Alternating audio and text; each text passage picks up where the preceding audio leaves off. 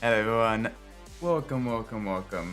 I'm Umbras, and today I'm gonna be back in Enthusia Professional Racing. How's everyone doing today? Hope you all well. I hope you all very well. Oh my gosh, it has been a very hectic day, very tense day at work. Nothing major, nothing bad happened, just we're starting a new project and everything, so just a whole lot going on and everything. So it is very crazy. Welcome Jada Morris. I got the Ford GTLM. Yeah, the race cars. From what I've been hearing, a lot of people have been really enjoying the race cars in the game and everything. People have been really liking all the different vehicles and everything, from the meaty sounding Mercedes and the crazy sounding Lexus to the nimble and lightweight Corvette and Ford GT. It's all good stuff. You got oh no, not uniform inspection. Oh no. Here's hoping you pass, man. Here's hoping it goes well.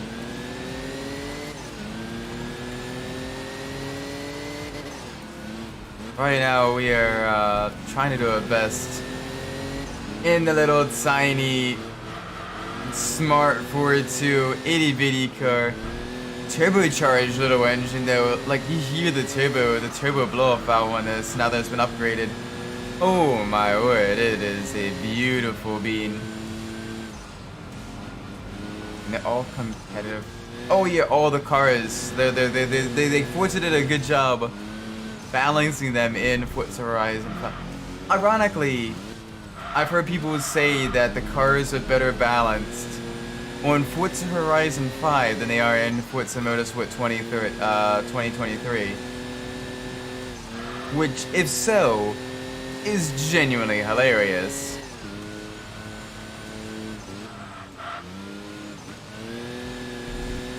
Not one true car is faster than the other. If one is fast on the straights, the other is only another's gonna be faster in the corner.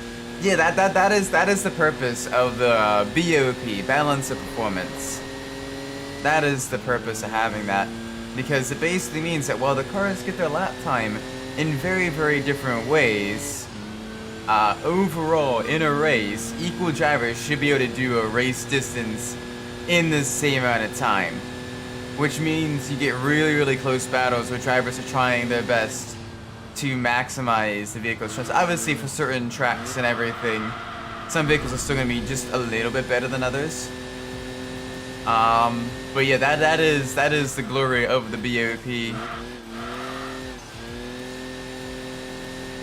And why for more customer focused racing series where you're just buying the car and running it, like your GT categories and all that stuff.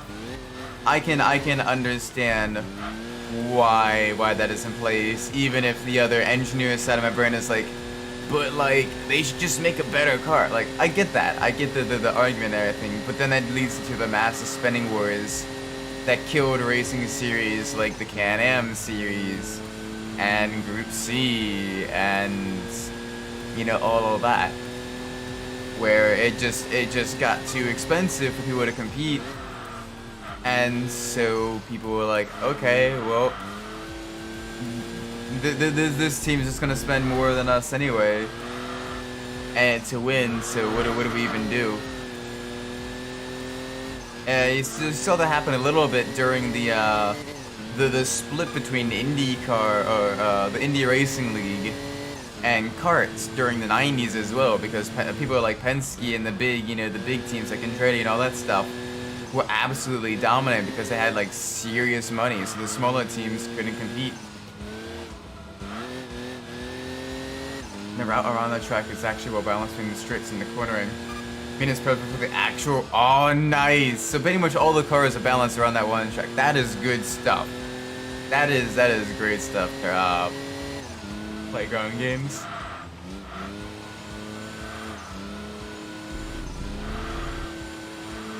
Yeah, although unfortunately the track kind of has to be kind of short for it to fit within the map and everything, just because of the map itself is reasonably small.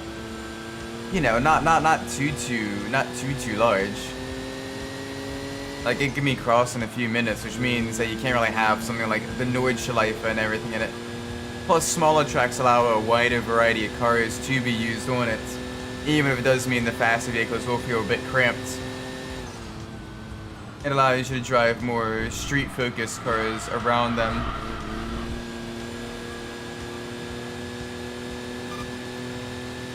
Which is why you see like a lot of like club level events and everything, and like lower tier races. If there are multiple configurations of a course, sometimes you'll see them being run on the shorter versions of these larger group grade 1 tracks and everything. Like when the Australian supercars came to the States, they raced on the shorter version of the Circuit of the Americas course.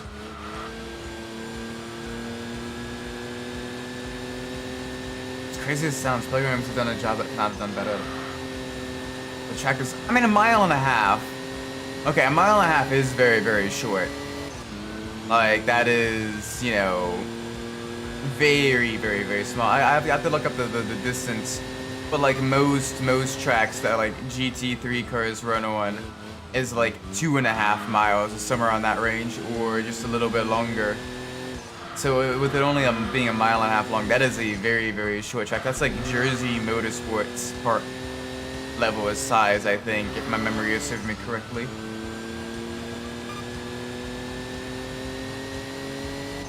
Though, if it's not, I do apologize. It's roughly around that size. I've been to Jersey Motorsports Park a few times, and it's kind of that size. Maybe a little bit bigger. But it's a small track. But it makes for great racing there, because you get to see the vehicles go past more frequently during the laps and everything. So it's a better spectator track, even if the track itself is very simple. You get good battles, especially when Moto America goes there in the fall. You get to see them so many times going around the track, doing the little drag races down the straights and everything. Oh, that could make a crazy endurance race. One of the courses goes, oh, nice. Do one of those homages back to something like the Mille Miglia. Or, you know, those point-to-point, you know, long street-level events where the cars are race cars, like actual race cars, not just rally race cars, but like full-on race cars. But they were on closed-down public roads. That would be really cool. That'd be really cool to see, actually.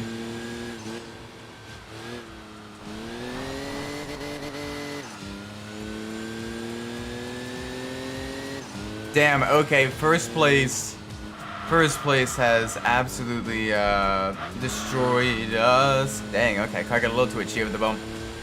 Little tiny green bean here. Yeah, that's gonna kill our momentum. Look at the Ziodi. No. No. Modern Mille Miglia, it sounds amazing when they bring the target flip.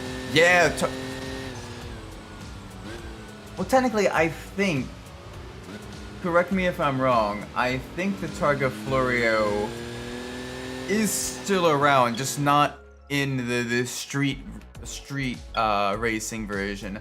If I remember correctly, I believe the modern Targa Florio, they race around the Enna Pergusa circuit. Which, if you're familiar with Need for Speed Shift 2 Unleashed, that was one of the tracks in there. It was the kind of really flat, kind of almost misshapen pancake or fried egg shaped track that went around the lake with all the chicanes. But yeah, I believe the Targa Florio is back, just under you know a different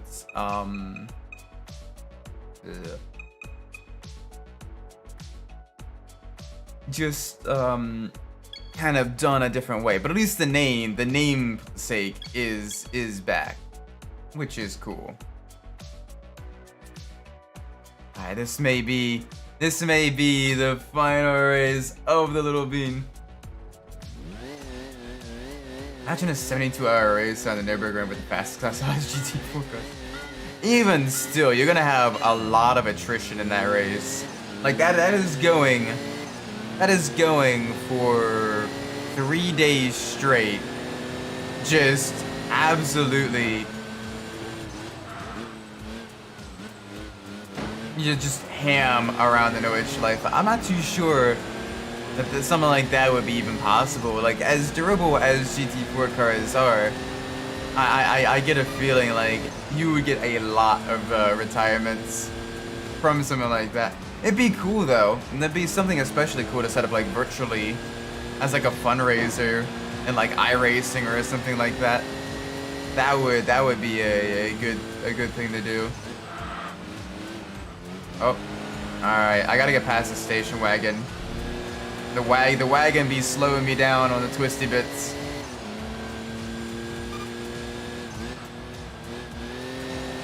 I wonder what our next vehicle is going to be. It's going to be in the sedans category, but I think we'll have a decent selection of vehicles to choose from. Damn. Okay. Yeah, they're pulling away from us.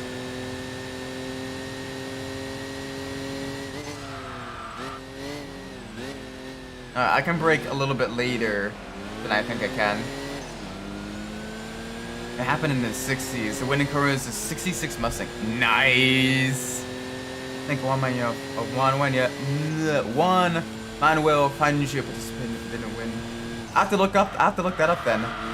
I know there's been like the Nürburgring has always hosted like so many different endurance races. Like I know the Chaparral 2D was one of the few cars of Chaparral company to win outside of the US, and it won at an endurance race on the Nordschleife, which is why, at least in the American version, it's the prize car in Gran Turismo 4 for the 4 hours of the Nürburgring race, because it has the ties to a Nürburgring endurance race as well, which is really awesome. More Tesla cars in a public spectacle, which honestly eventually just becomes a public spectacle, because you go to see, you know, the best drivers absolutely breaking themselves to the limit and pushing their bodies and the machines to the utmost limit. But I think nowadays, like a race that long, I'm not too sure it'd be easily held. It'd be expensive to do as well, getting all like the marshalling, the stewarding for a 72-hour race, getting all the emergency medical staff on hand, fire crews and all that stuff. Like that is an insane undertaking. Was the race appeared the most reliable cars? Most of the faster cars that didn't even finish. Yeah. So you had more kind of like the touring style cars and everything. That would be, you know, the ones that would be closer to, you know, finishing and everything. Welcome, Mr. Midnight. How you doing today? Hope you're well. Right now, we are racing the little green bean around London. I believe this is a final race in the bean before we switch to the a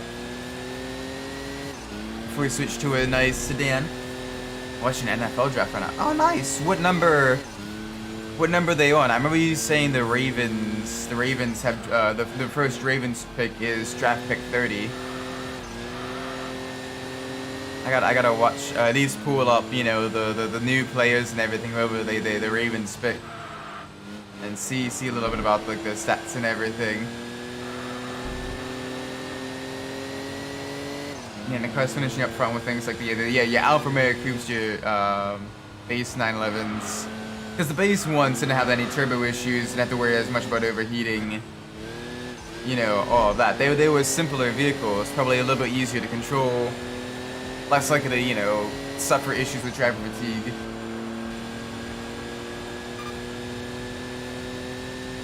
But yeah, no, those Those are so cool. The older like touring and like GT cars and everything. Absolutely love those. Missing a Vikings on the clock with a number 10 pick. Okay, so it's still fairly early. Nice.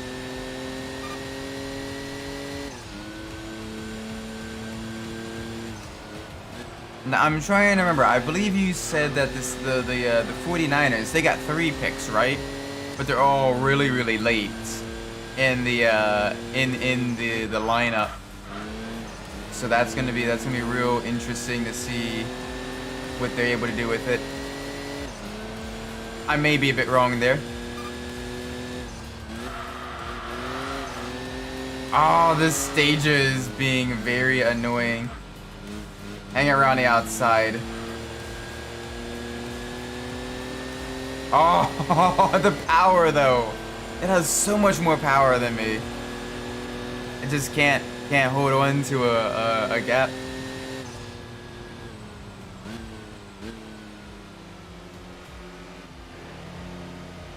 This car though was an upset though. It was either a Renault or a Peugeot, but it was a behemoth of the car meant to be a limo. I wonder if it may have been a Citroen then. The Citroen SM, maybe. That may be the vehicle you're referring to if it's a French car. A French limo. That may be it. Did okay in corners with 2 of the straights and was reliable. The Niners, oh, Niners have 10 picks. Okay. 10 picks. Nice. But I could have, okay. I must have been mistaken. My apologies. Thank you for the correction. Alright, let's see what options we have for the medium sedans. Oh, right, the Volvo. The Volvo. The S60R. Oh, yes. Absolutely beautiful. Let's get in this flash green. It's almost ice green coloring. Turbocharged, 4-wheel drive. Absolutely rapid. In and out of the corners. This thing is waiting for pick 31. Is that the first of the Niners pick? Gotta leave the stream for a few GP laps. Did a video in the race and drove super friends. Okay. I think you might be referring to the Citroen. I could have sworn it was the Citroen that was the limo. The Citroen has been in the Citroen has been in motorsports. More so in rallies than anything else, but more so in like, you know, tests of vehicular endurance. So things like rally and, you know, endurance racing, all that stuff. That's a Niners first pick. Okay. So I was at least a little bit right about them being more in the you know, later on in the lineup. What kind of phone do I have? That is a good question. It's a Samsung something. I don't really know. I don't really use my phone for too much other than internet, phone calls, and texting. That is literally it. I don't really do like the games on the phone or anything like that. So I'm basically it's what is a fairly cheap option that has an okay camera and online capabilities, and that's what I get.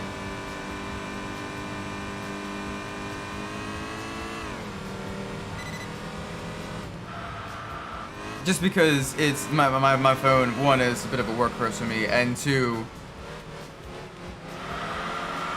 just because you get the NFL bottom of Ravens app. Oh, okay. Yeah, no, it's you know, it's a smartphone. I can definitely do, you know, apps and all that stuff. It is an Android, so, you know, Google Play Store and all that stuff probably has that available.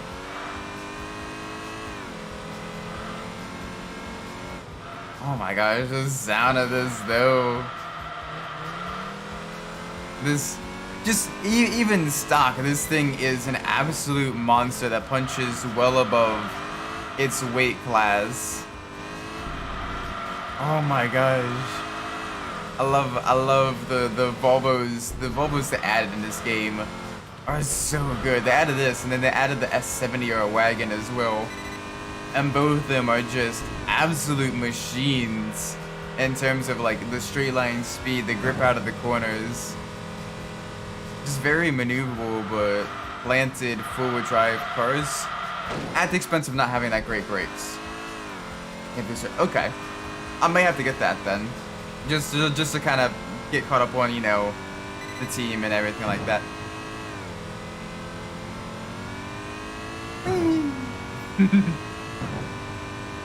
Alright, I gotta brake way early, at least until we get upgraded tires and upgrading tires and a reduction in the weight one here. Oh my gosh. This is such a good car. It just got that acceleration out of the corners and that grip.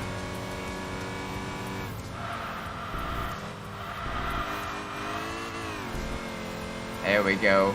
You want to run wide on that slight left-hander so you can get a almost straight line run through the chicane.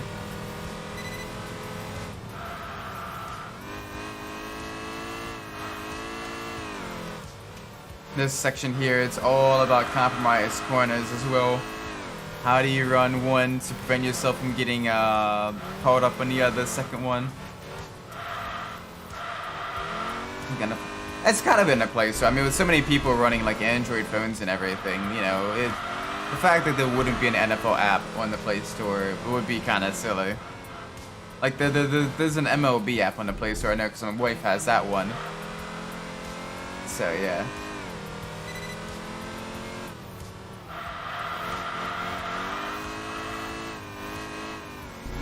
Alright, nice and easy.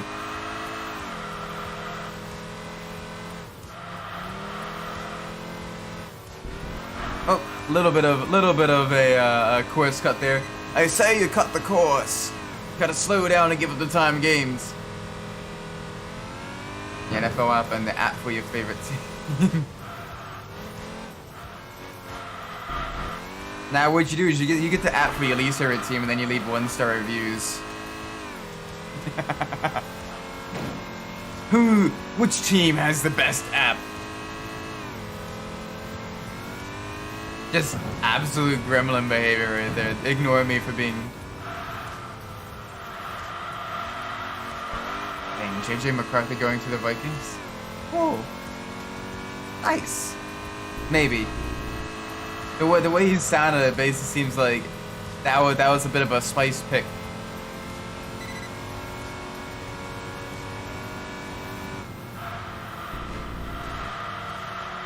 Oh, carrying a little bit too much speed in there.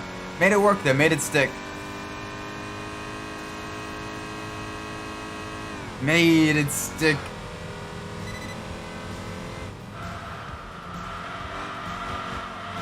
Gosh. Thought he would have gotten picked earlier. Oh.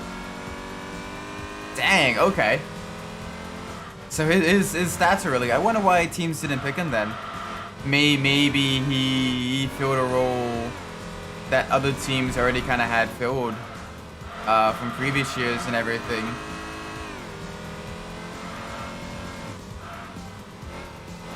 I want to see it. Okay.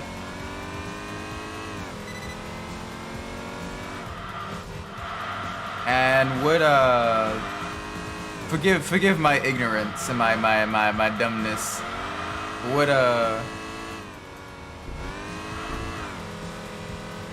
Nah, I probably shouldn't ask that. I should just look it up after the stream, so I don't make a fool of myself. But do you think you do well at the? Do you think you do well on the Vikings? I'm not. College football player. Yep. Thank you for answering that. I'm like, okay, I know it's something to do with like college. Like, you know, like the for lack of better words, the feeder series to the NFL. But what exactly it is, I don't know specifically. Cause I'm like, oh yeah.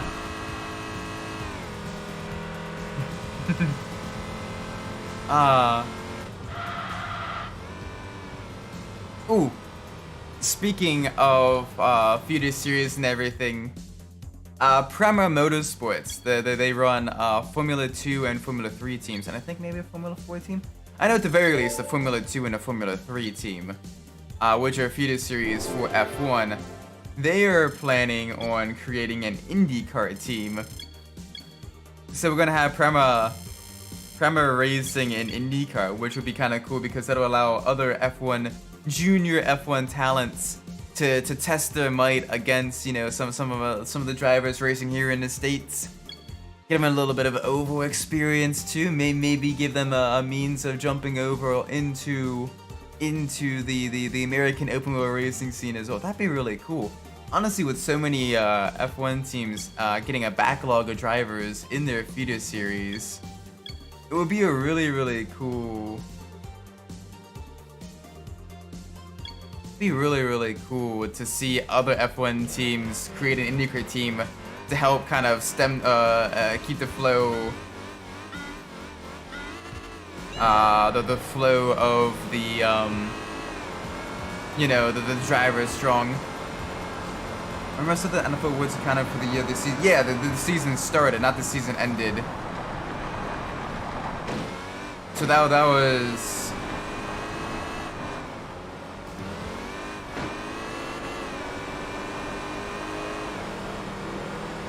But is college football the season ending year instead? It's completely wrong. The race was 84, 4-day long race. If my maths are correct. No, three and a half day long race. Just gotta get that extra half day in.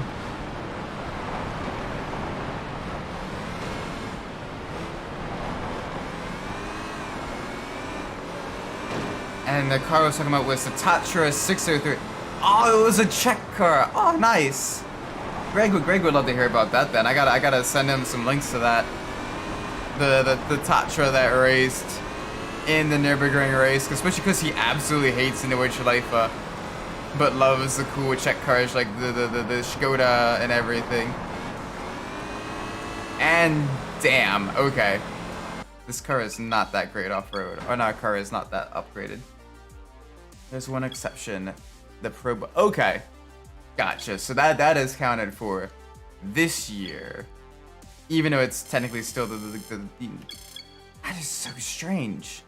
Why is that the case? I wonder why that, like... That is the one exception. It's very interesting.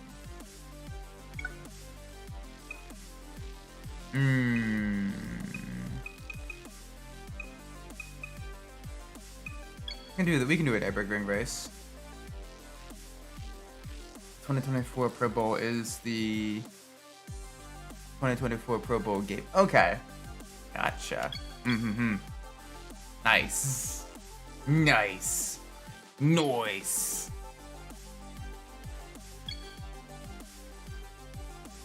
First one of the races in 65 with a Mustang, 66 with the MGB. Very nice. Little British car that could. 67 and 68 with it was probably the base non-turbo 911. Actually, I don't think Porsche made a turbo 911 yet. That back then, no, they didn't. That was late 70s and 80s was when you started getting the turbo. 70 and 914. Oh my gosh, so many Porsche victories. One of the rest winners because the race only held for 7 years. Still, the fact that it had 7 years running of a 3.5 day race is absolutely insane. I can only imagine just the festivities that took place for that. Nobody cares about the Pro Bowl. Ouch.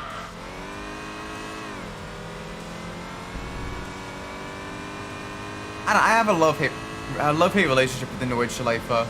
On one hand, it is very, very fun to drive around, but it is absolutely terrible to race on. But I still kind of love it because it's like it's still got that old school circuit vibe, where it's basically like nothing really there to save you. If you make a mistake, your car is done. And it's just such a high speed and long track as well that every time you drive it, like, you know, you learn just a little bit more about it. You get just a little bit better, a little bit more. It's just baked into your mind just a little bit longer.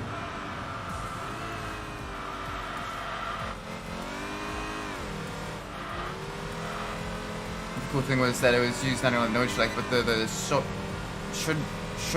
yeah, the South course as well. Nice. Just like in F1 back then. Welcome, Asa. I'm gay. No, you. No, you. I have the Una reverse card. You're gay now. Council has decided. Well, I'm gonna pull a Nick Fury here and say that the council kissed my ass.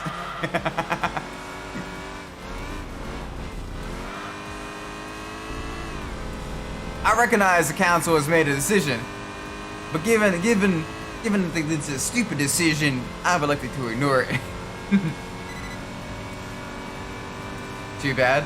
Oh no, how am I gonna tell my wife? Also, to keep things competitive, you have to run as many laps in the last 12 hours as the first. Oh gosh, that makes things even spicier then. So you gotta really like pace yourself, because if you ran like really quick, then had a like, you know, an off-track excursion or, you know, a little bit of vehicular wear and tear. And like people were, I'm sorry, it don't work that way, Asa. It don't work like that.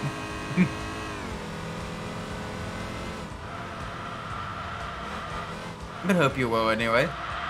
Right now, I am driving the Swedish waffle car, the beautiful Volvo S60R, turbocharged, full-wheel drive, grippy as hell, and getting hounded by, I can't quite see what's behind me, some gray sports car. Friend is a Titans fan, and I found about their pick. Oh, did they have a good pick? You're also required to have a minimum of 24-minute lap time every lap. Which may not sound hard, but the lap time also includes your time in pits. Any more than 1 minute pit stop is a 1 lap. Oh my word. So you really had to be quick then. How did you go about then, like, changing the brakes and everything? Because those brakes would not last multiple days, I don't think. Not on a track. They would be like absolutely dying. If they needed an offensive line, they drafted offensive. Okay. So they got a good pick at least then. That's good.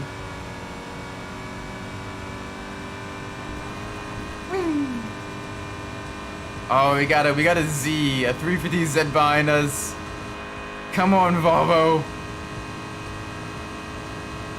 Show that Swedish power.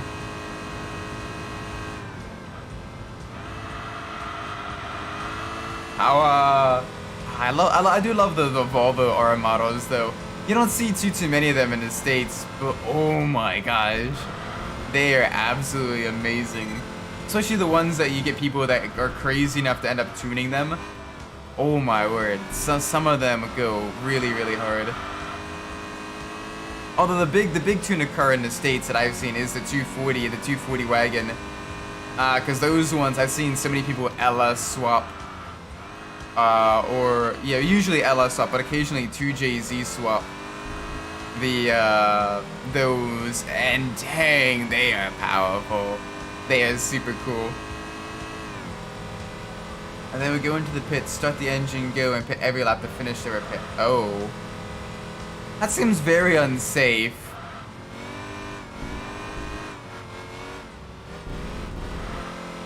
That seems very unsafe. Holy cow. Sorry, mate, you're not gonna have right side brakes for this time around.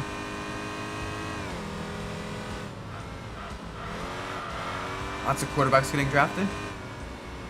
par for the course. People really value their quarterbacks. But you need a good team around them as well for them to do well. At least if my knowledge is correct. If my understanding of the American football is correct.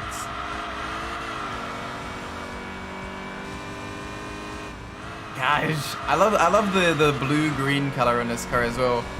The like seafoam blue. Absolutely beautiful. I would love to have something like this IRL. This would be a great, you know, sporty, but also very, for like a bit of a stealthy car to have. A vehicle that's kind of a bit of a sleeper. For those not necessarily, you know, just powerful enough to get me in trouble, but, you know, practical enough that I could take it to and from work, or, you know, all of that stuff. Get groceries in, go on road trips in. Imagine a modern version of that. The only cars even finishing would be the cars that are pretty much just modified road cars. Yeah, because the race cars, they're designed for that, like, just insane amounts of speed, but you do need to replace some stuff on them. You know, even with the modern day brake pads, you usually gotta replace them every like 6 to 12 hours in most 24-hour endurance races. And I guess you could get specialty made pads available that you know, wear even slower, you know, less abrasive and everything. But man, that would be like the ultimate endurance test. You would have so many vehicles failing. It would basically be just a race for like modern day road cars that have been stripped down with the interior gutted, race seats put in, and a roll cage. And then you give them some racing slicks. Which would honestly be kind of cool. Oh boy, alright, let's see if the Volvo or the Z is faster in a straight line. We got a turbocharged engine. They got the naturally aspirated V6. Oh, they're trying to get into a suck. They're backing off before the kink. That's probably very smart of them to do because I don't know where exactly the braking point is for this corner complex. Yeah, I braked a little bit early, but better to be cautious than to slam it into the wall.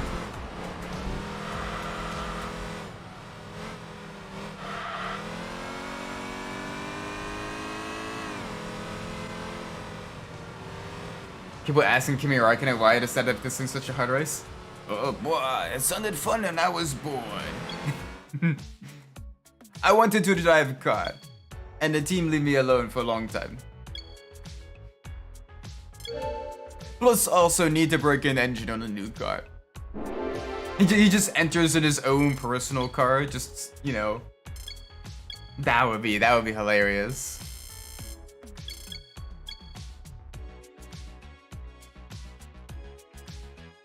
Can you imagine, because people already go crazy camping for like the 24 hours that they're never going. Can you imagine camping for 3.5, sometimes even longer days straight, just for that race? Like you would be absolutely sleep deprived, or you would just like pass out to the sound of cars because there's no way you're staying up for the full thing.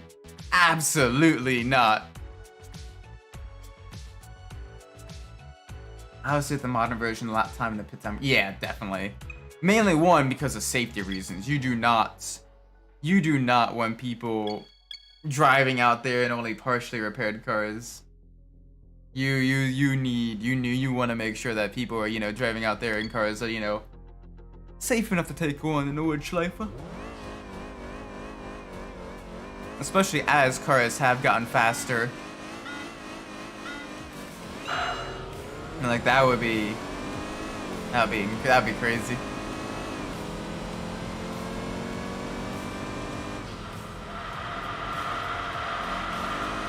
In fact, there'll be a minimum. Yeah, have like a 2.5 minute minimum pit time. That way, everyone can just kind of get the cars, you know, once over and everything. You know, check, you know, suspension for any damage. check aero, make sure everything's attached properly, make sure all the electronics are working. That would be really, really smart to do, actually. Because you already have a minimum pit time in some GT racing, usually like the GT3 events, like the SRO GT World Challenge events. That's just because you want to make sure people are being really, really safe with the driver changes and the tire changes and all that stuff.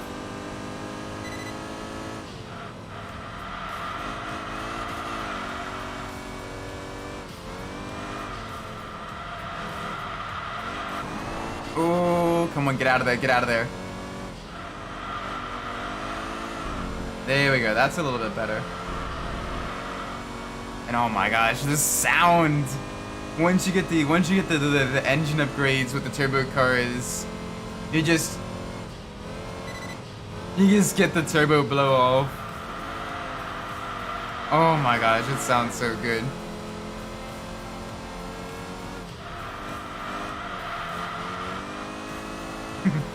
Kimi driving a race, so he just drives for hours and without. Yeah, he's just like, leave me alone. I know what to do. And he's just sitting there. He's got drink in hand. He's just listening to like lo-fi beats to study or relax to on the radio of his car. He's just vibing.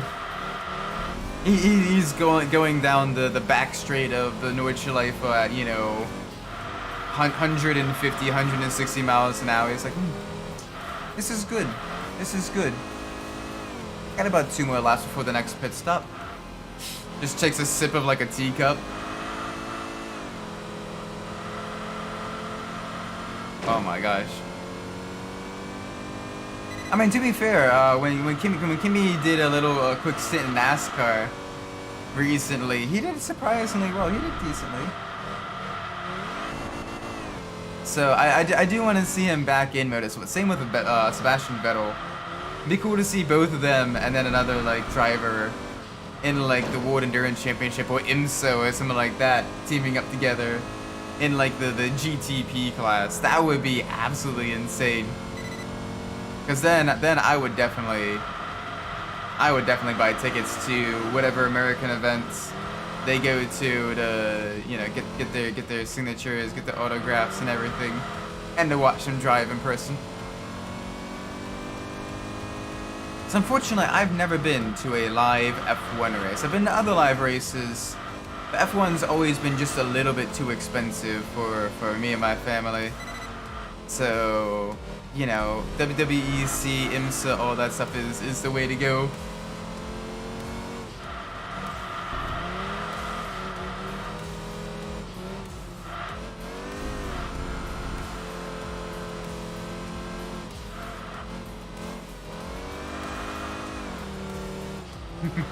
We have 15 laps of fuel. Shut up. Heard. No way. All I needed to hear once. All good.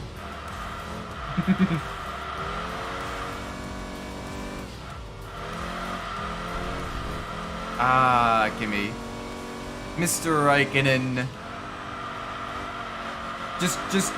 I like how both Kimi Raikkonen and Valtteri Bottas are both like just Finnish stereotypes, but like in the best way possible. Like you have Kimi's devil may care attitude, the very, very kind of soft, short spoken, very blunt, the, you know, yes, this happened, it happened, oh well.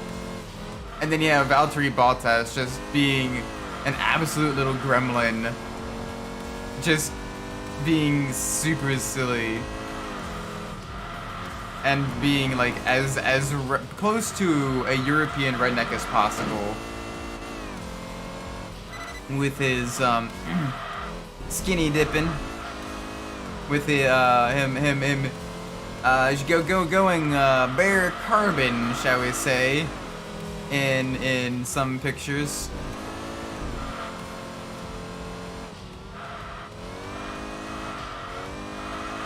And embracing the mullet and mustache lifestyle. Just absolutely silly. You know a driver is happy when he starts growing mullets. Man, I know a lot of happy truck drivers then. So that is why That is why every Trans Am and Camaro driver in the 90s had mullets. Okay. Okay. I see now, because those cars are just so much fun to drive that they had mullets. You just enjoying driving so much. You're like, I want that extra hair down for us.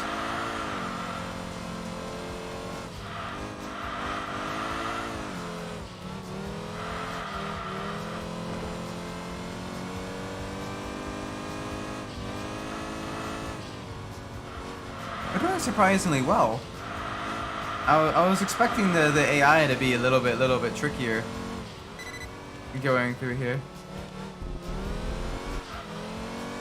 When have you ever seen someone with a mullet that wasn't happy? Oh, I can make a horrible joke. I'm not gonna though, but I can make an absolutely horrible joke about a certain grunge singer in the 90s.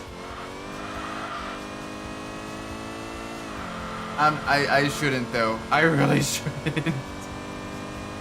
That'd be mean.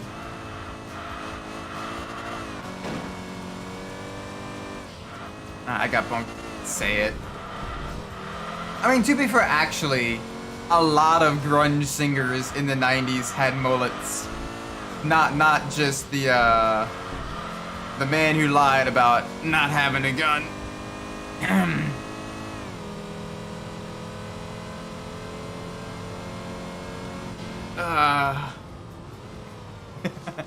And grunge was kind of considered like, you know, the moody, for lack of better words, emo music of the 90s.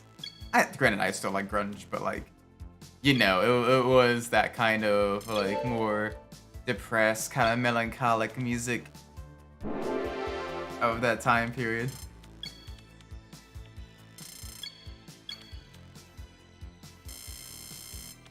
There we go, give me them points. Give me that ranking. Nom nom nom nom nom nom, points.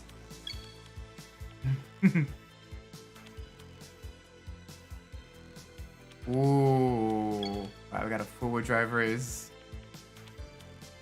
That's a spicy lineup. That's a spicy meatball. Let's do it. Let's do it. Just do it. Don't let your memes be dreams. The downside is all of them have four-wheel drive, so they're all gonna be extra grippy in the wet.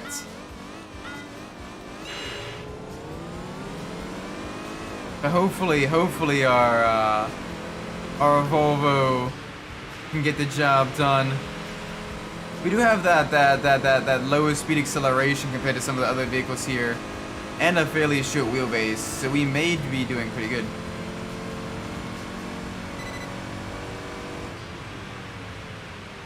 Oh, okay, gotta brake way earlier.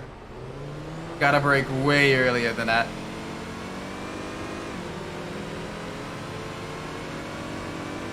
My current playlist finishes the cute anime intro. The 3 days grace let's play. Oh yeah, no, like my unsorted playlist is just all over the map in terms of tone, genre, decade. Also, welcome Adachi. How you doing today? Surprised I haven't played F-Zero on stream. I may eventually. I do want to play F-Zero sometime. And I may eventually play F-Zero. It's just so many racing games. There's just so many racing games. Like, holy moly. There's so many games in general that I want to play. Funny you mentioned F-Zero. You saw it on the Wii. Oh, nice. Which one?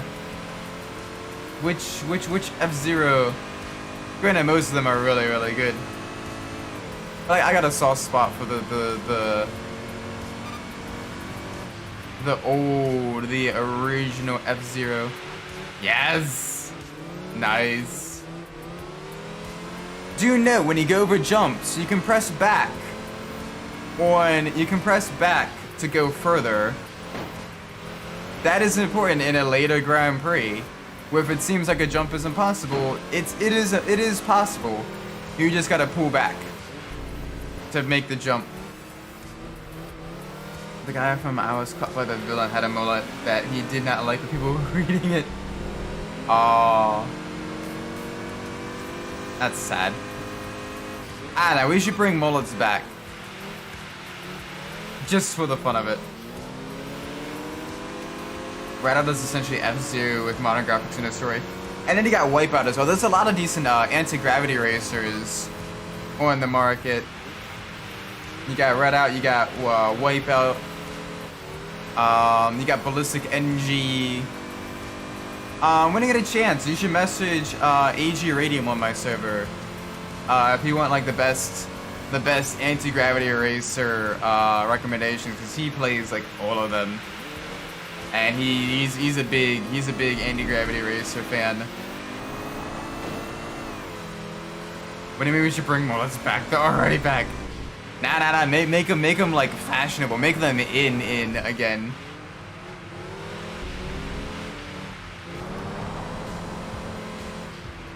Never played Redout. Do people randomly troll you and crash for nothing?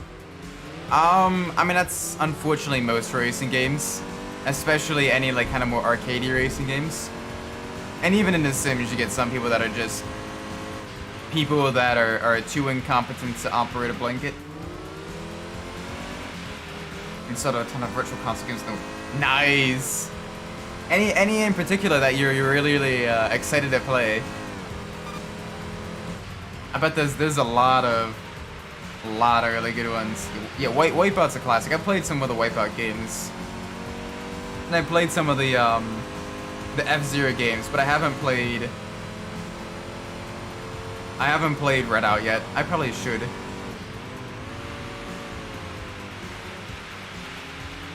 Oh gosh, we are overshooting our breaking point there. They keep asking me to buy a wheel. I haven't played online, but the AI has Need for Speed undercover levels of Rubber Band. Oh gosh. Granted, in some of the Wipeout games, the AI is absolutely brutal with the rubber banding as well. So, yeah, it makes sense. But the OG Super Smash Bros. Is the first up. Nice! It's not as good as It's fun, but it's very jank. It is extra jank. A lot of games for Nintendo 64 were fun, but jank. Depends on the racing. I've never had a problem with Chocobo racing. When Square made their other racing game. Fun fact: Square did make a street racing game, Racing Lagoon, that was never released in the States, but it got a Japanese release, and it's basically a racing RPG. And that one's interesting. It's a very tricky one as well. Also, the problem with Sonic Transform is not that the players the map itself. It wasn't a map too like tight and technical to really have that many players on at once, or something like that. Something along that lines, if I remember correctly, like reading reviews about it. I myself have not played it. But yeah. Oh, SimCity Wii! Oh my gosh, I remember like trying to get all the challenges beaten on that. I remember all the challenges on that one, and it was crazy. Some of the challenges super easy, like destroy an entire city with the metal steel ball, and like do all the aircraft challenges. And other ones are more difficult, like get a population of like 1 million before this time. Oh, the SNES version. Okay. I've not played that one. That's a cool one to do as well. I do a lot of like the city builder stuff off stream. Like a little bit of City Skylines, or I've not played City Skylines too, but like or like the older SimCity stuff, because those are really fun.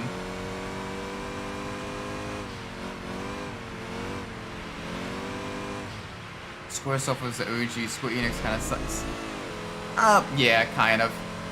Although I will say that Deus Ex Human Revolution, which was at least published by Square Enix and developed by Eidos Montreal, that one is genuinely really good. I quite enjoyed Human Revolution. That one is a very fun game. And it's not just from problem was the map itself, it was just frustrating depending on what platform you played on.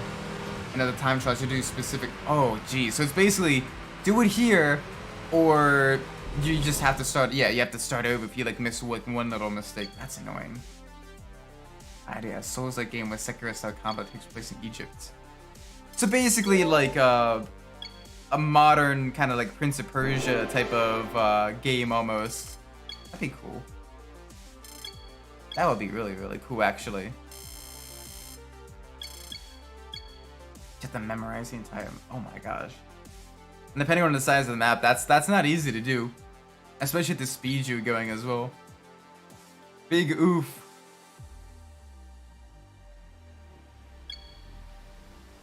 Oh, we get to race on the kitty. Alright, let's do it. Let's race on the kitty cat. Let's race on the kitty cat map.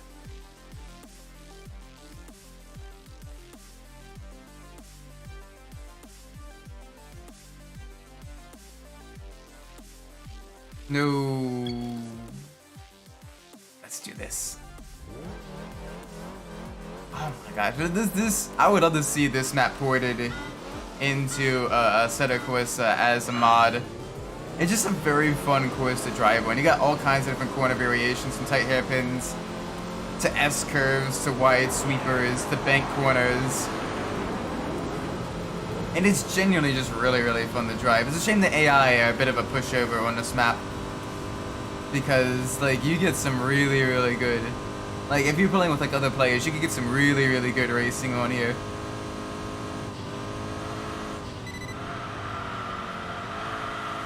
Although, oh my word, alright. Brakes are not the Volvo's strong suit. That is one thing I need to brake a little bit earlier. Maybe not that early, but definitely earlier.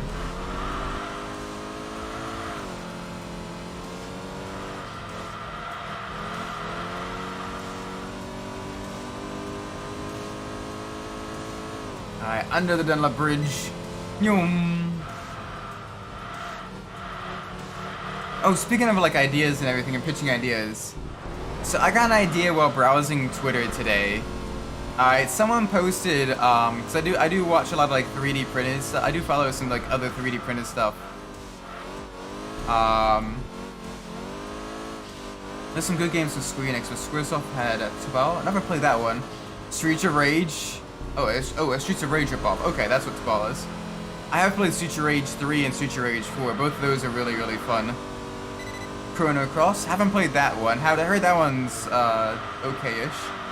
Chrono Trigger. Nice. Square Enix mainly focused on Kingdom Hearts, Final Fantasy VII, and Final Fantasy XIV nowadays. Yeah, much longer time period between games. Yeah, they're playing it a bit more safe. Unfortunately, with as expensive it is to make games nowadays, you kind of have to, if you're in the AAA sphere, which is a shame.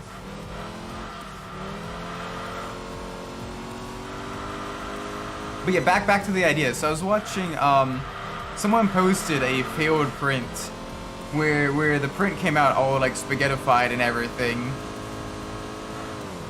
And someone I follow made a comment of the forbidden cotton candy, and it gave me an idea.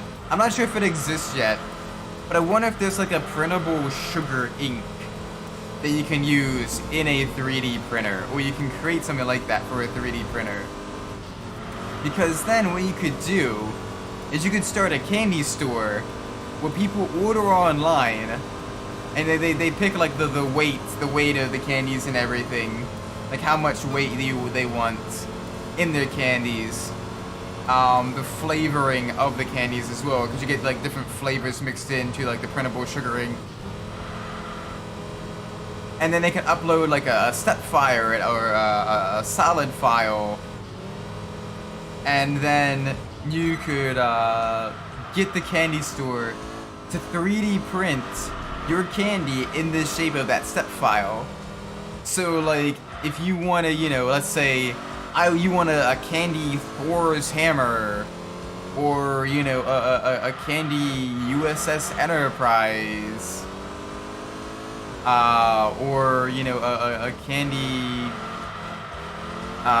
you know, like that kind of stuff. There is printable edible sugar ink. Okay, that is cool. But it's not directly a 3D printer. Oh?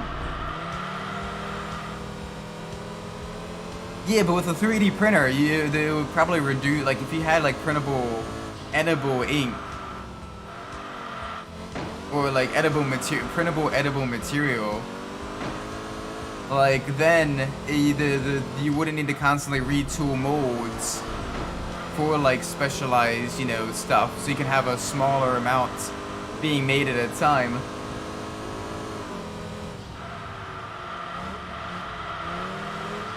I forgot what it's called, but you can print out stuff like that. My old Walmart had that for cakes. Oh yeah, the screening, like where you printed like almost like a T-shirt design, but on like a cake. Yeah, but that's like 2D. But like, can you imagine like a 3D printed? That'd be so cool. It probably is a long ways off and probably wouldn't taste all that good. But just the novelty of that would be super cool. You could even then like live stream. You could even live stream the you know the printing process for people to tune in like on YouTube and everything. That not only acts as advertising for more people to buy stuff to see their candy being made, but also like, you know, you can just kind of tune in and have like as like an ASMR or like, you know, like a chill relaxing thing where it's like, oh cool, you get to see. It's not ink. Yeah, it was like an edible like ink type material like for like the silk screening on cakes. Yeah.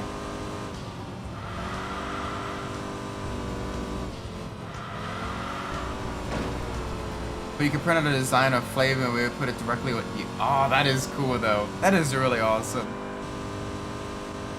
But yeah, I can definitely understand why that would be really, really finicky. Because it probably requires a decent amount of tooling and everything. I know in the medical field, they're currently working on 3D printing organs and everything. Using like, you know, like stem cells from the patient that needs the organ transplant. So that way it's a higher chance of it being a match and everything, which is really cool. You can piece it together at the post on the Discord. Yeah, definitely. Happy to learn about the cake. For like what it was, the cake printing presses. But yeah, definitely want to learn about that. That'd be really cool.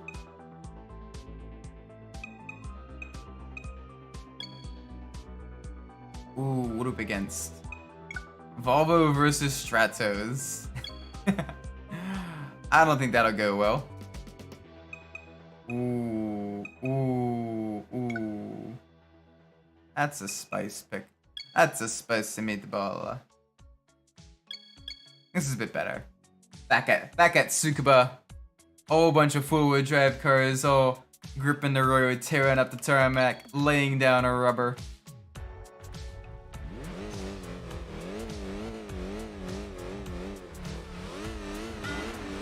Two, one. Alright, let's roll. Speed and power.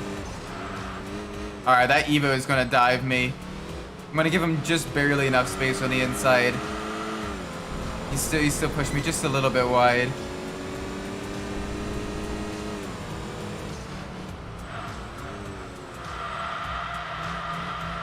And it's called a 3-track. Oh, cool. Okay. I gotta read up on that. Because I've always kind of vaguely known, like, oh yeah, it's some sort of like edible printing material that they put on cakes, but like, I want to see how they actually do it without messing up like the icing and the frosting and stuff.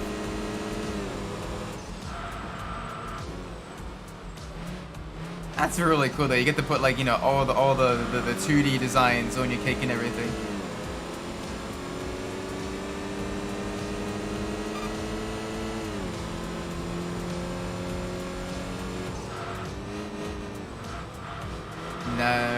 Alright, we gotta push. We gotta get pushed to get back up there with the Evo, the Tommy Makinen edition. Named after the famous rally driver Tommy Makinen, who raced in Mitsubishi during the 90s and early 2000s. Very, very quick driver. Basically was the one that made the Evo really, really famous. Or at least one of the famous rally drivers that made the Evo famous. You know he's a great driver when you have a full-on edition of a vehicle named after him. Gosh, I love the Tommy Makkinen Evos though. Those things. The Evo 5s in general are some of my favorites. Evo 5s and the Evo 3s are my personal favorites of the Evos, just in terms of like looks and designs. 4s are good too. 6s aren't bad. I'm not a big fan of the Evo 8s or 9s, just because they're basically just slightly quicker 7s. I do like the 10s though. How my frame's gonna stream the stream, so I'm trying to use the tab to get to the video. Yeah, no, streaming is always a little bit hectic, getting it started up and everything. Trying to figure out, you know, all your audio levels, getting that all sorted, making sure everything works. Once you get into a rhythm though, it's a lot more, you kind of get into a rhythm. It gets easier the more you do it, especially if you do it very frequently. Because you kind of already have like your settings for like certain games already planned out and everything. You already kind of, you know, have your testing procedures and all that stuff. You're familiar with it, that you can kind of diagnose on the fly.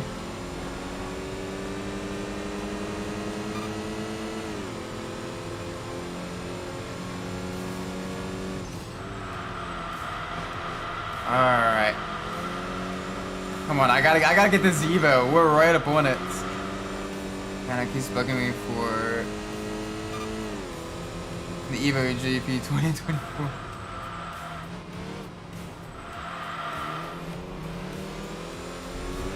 Now what is the Evo GP 2024? What is, I know we're not talking about the car Evo with this, but what is that Evo? I'm trying to, I know you've mentioned it once a while back,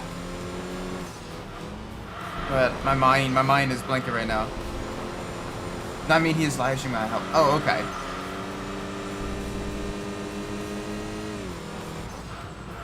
Nice. Always good to have the mods, good mods in chat and everything, especially once you get lots more chatters and all that stuff. Welcome Ford Shelby GT. How you doing today? Hope all things good with you.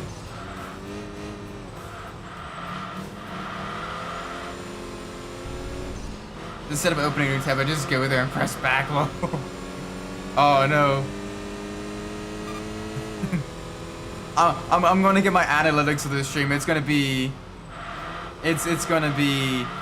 wow, you got so many views, but people are only watching for like 20, average view duration, 30 seconds. Like, oh, okay.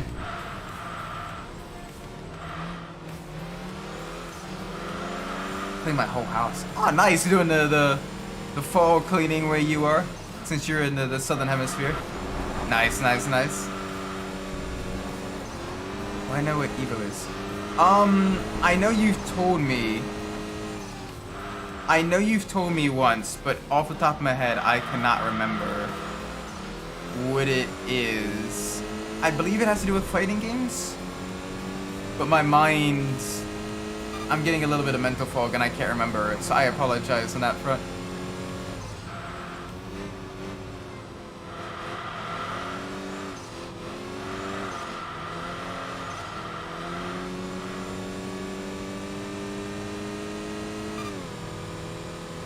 I was gonna shack that looks like the third world. Oof. Ah, man. Big oof. Biggest of oofs. Well, I mean, even though Shaq's could always, you know, be given more love and care and everything. Always. Granted, this is coming from someone who needs to get his ass in gear on his spring cleaning. I need to get the front bushes all trimmed up. They're looking shaggy I need to get those trimmed up, and I need to get some yard work done. It's just been constantly wet. Like every day I've been free to do that. It's the weather gods have always been like, all right, he's free. We should make it rain. We should just make it absolutely poor. And so the yard is just absolutely soggy. Even as an event with the fighting games, and usually you drop matches and trailers from new games, sort of the convention. Oh, cool. So it's a tournament, but it's also like a convention as well to get people hyped up for other fighting games. Because you already have your target audience there, the people that watch and, you know, play fighting games. So you may as well make the announcement there. It's like, you know, a car company announcing a sports car at a racing event. That's smart. That is smart stuff. GG.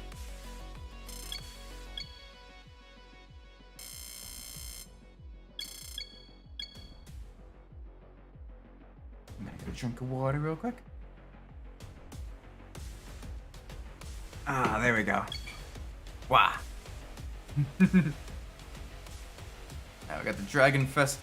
The Dragon Festival, where we're gonna be Dragon D's. Ooh. S60 versus RX-8. I think we'll be able to win. The game does rank the four-wheel drive cars a little bit slower than they actually are. This will probably be a fairly even matchup, I think. Never mind, we got that four-wheel drive acceleration. Poor Japanese car is gonna get absolutely smoked on the toge. Yeah.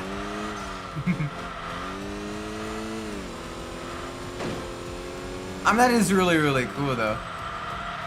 That basically you have, you know, a tournament and everything, so you get all the stuff for like the esports players. You get people hyped about that. And then, but then you also get, you know, the more casual audience that are watching, and the people that, you know, watch online and everything. Like that is a great way to capture a target audience. Honestly, that's probably the best way to do, like, esports and everything.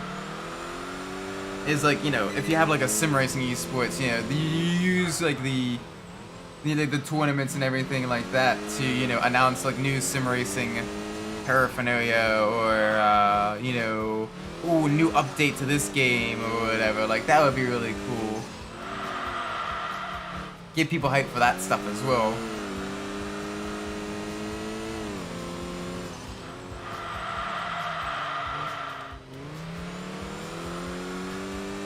Like imagine Nintendo hosted Smash tournaments where they you know, that's when they announce, you know, new characters or new DLC and all that stuff. That'd be really cool.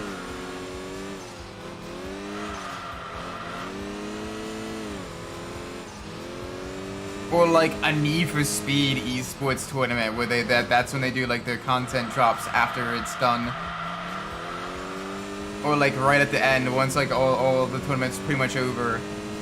Then they drop it and they let the esports people, you know, try it out, test out the new content, and showcase it there. That would be cool, because then, you know, the esports people, you know, the ones, hey, we get the you know, to be the first ones to try the new content and everything, and then also get to showcase their skills and hype people up for this stuff as well.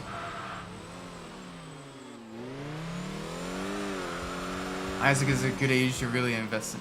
Yeah, like for company, honestly, like with any like competitive game, there's going to be people that are just really good. So you may as well like lean into that and try to, like, you know, one, treat them well, treat them like, you know, competitors and all that stuff. Yeah. You know, work with like the sponsorship deals and all of that. But also, you know, make these cool events and everything.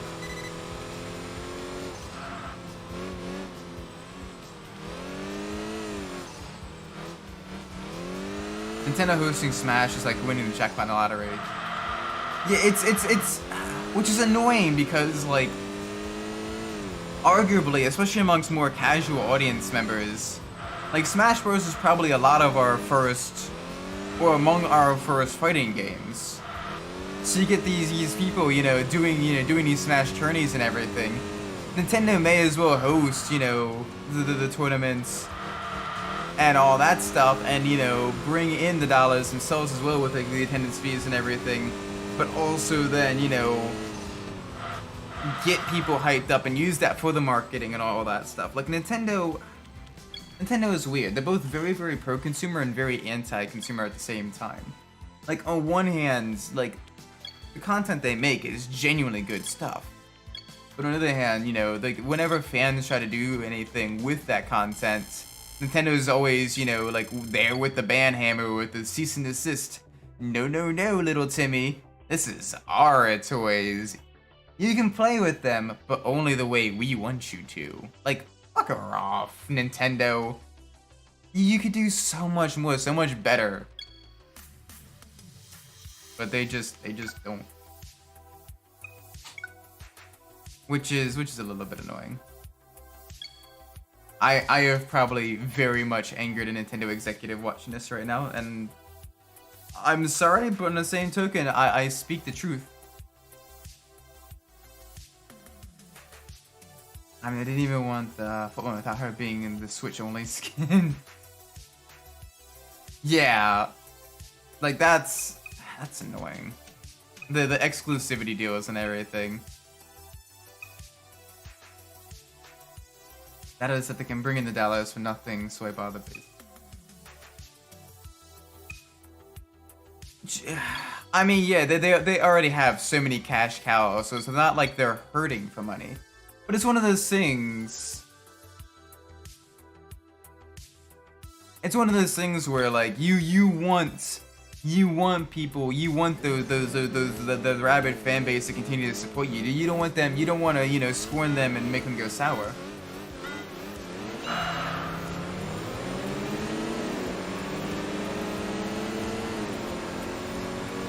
We're talking about Paper Mario 2000's. Yeah, but like. You allow the fans to do cool stuff. You allow them to do like the fan mods. You keep that game alive even more than just the oh man, I remember this back then. This was so cool. Nah, the Nintendo Ninjas is focused on the DMCA's. Although to be fair to Nintendo, the most recent Gmod thing apparently wasn't Nintendo, but some other group that was using false DMCA claims under Nintendo's names, is what I have heard. So, well, very unfortunate. It's at least being worked on and in communication with Nintendo's lawyers and the other parties and everything. And hopefully an agreement is being made that is favorable to, the consumer.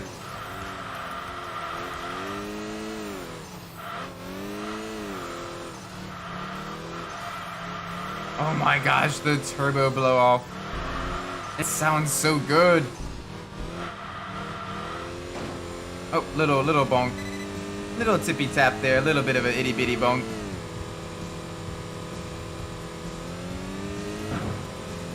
Alright, we want to brake about 75 meters. Do not want to brake at 50 meters because our car will literally go airborne. And you can't brake. You can't brake when your car is airborne. $500 Pikachu check. Yeah, that is too much for check. To be fair, I've never really understood high dollar fashion. Like, why would you ever spend that much, even for like a non branded jacket, or one of those nouveau riche jackets, like your Gucci stuff and all that. Like, unless you just want to flashy have money, it's just kind of tacky looking. I don't know. I am very much a polo shirt or, sweater kind of guy. So I'm very kind of plain and practical in my clothing choices. Turbo and a supercharger on my foot. Yes. You want to force that air, squeeze that air into the engine. Although in ACC, I generally prefer to drive the naturally aspirated cars, because I love the throttle response they get out of the corners. But in the Gran Turismo games, I am turbo cars all the way. Give me them turbo blow off valve sounds.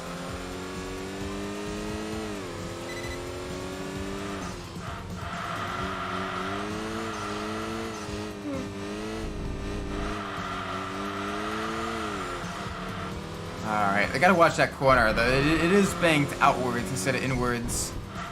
So your car does want to understeer like crazy going for that right-hander. Makes it very tricky.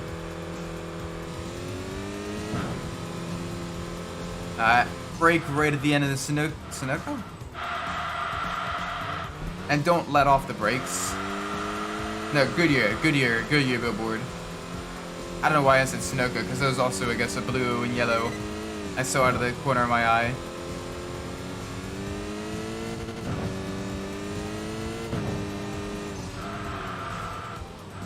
I want to keep it in third. Little clip of the, That's not an off track. That's bull. That wasn't an off track. Wow.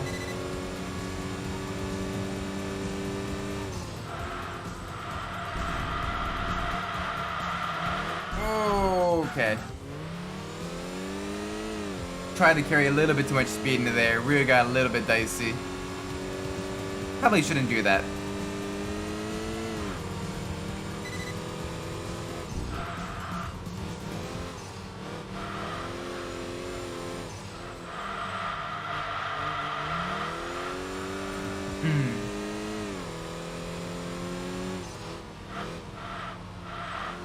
Why is the first thing I see more is Zelda? I guess one because Nintendo heard you were talking crap, and they were like, "All right, make him see more of the merch."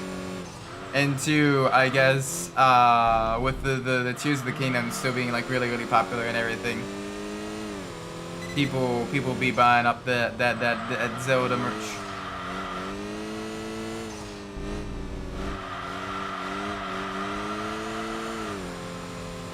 Final lap. Let's do this. Oh, a little bit of a bonk. Little itty bitty bonk.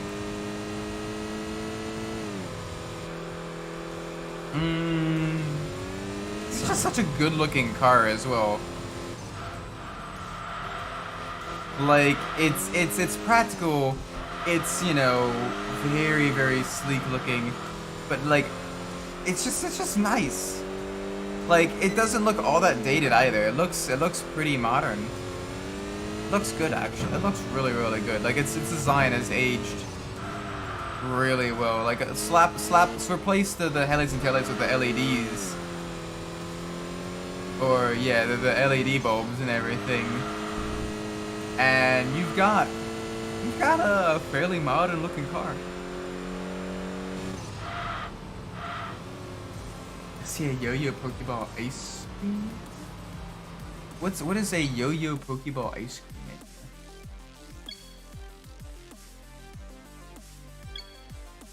I'm not too familiar with that. I am not. There we go. Give me them grippy boys.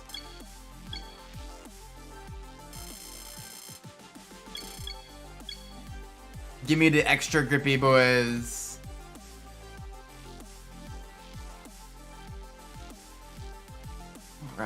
Alright.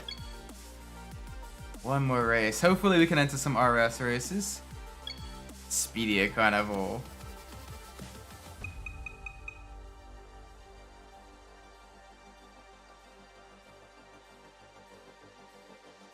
Yeah, I don't think we're gonna be beating a dour Bugatti on an Indianapolis oval. I don't think that's possible. Just a bit of a hunch. Just a bit of a thought I had. Just, you know, just seems a little bit far-fetched. I mean, one of them was at the time one of the fastest. One of the fastest production cars ever made. You put salt, sugar, and milk, etc. into a container and mix. Oh yeah, no. Oh, but instead of shaking it, you use it like a yo-yo. Okay. That's actually really cool. I would get that.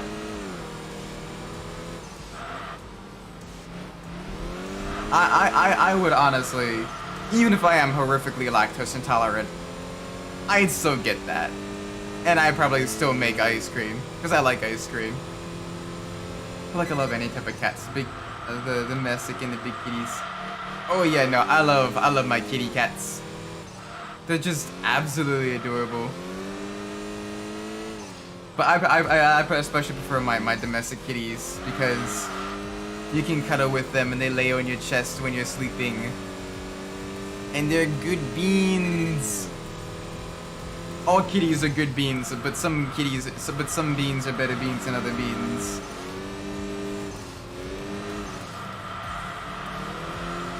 I love my beans.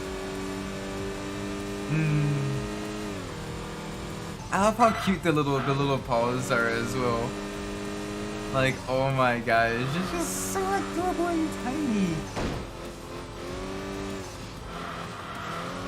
Although they kind of hurt when the cat is standing on you, because you're like, oh, all right, all of your weight is concentrated in 4 very small areas, very small surface areas.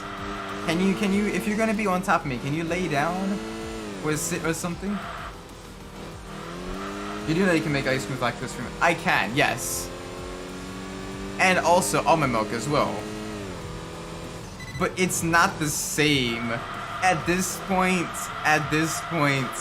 the experience, the feeling absolutely horrible afterwards is part of the experience. And I know that seems really stupid, and it is really stupid. I am not gonna deny that. It's just, I don't know. It's just something I kind of come to expect when eating ice cream. So when I don't get sick, I'm like, huh, I must not have had enough ice cream.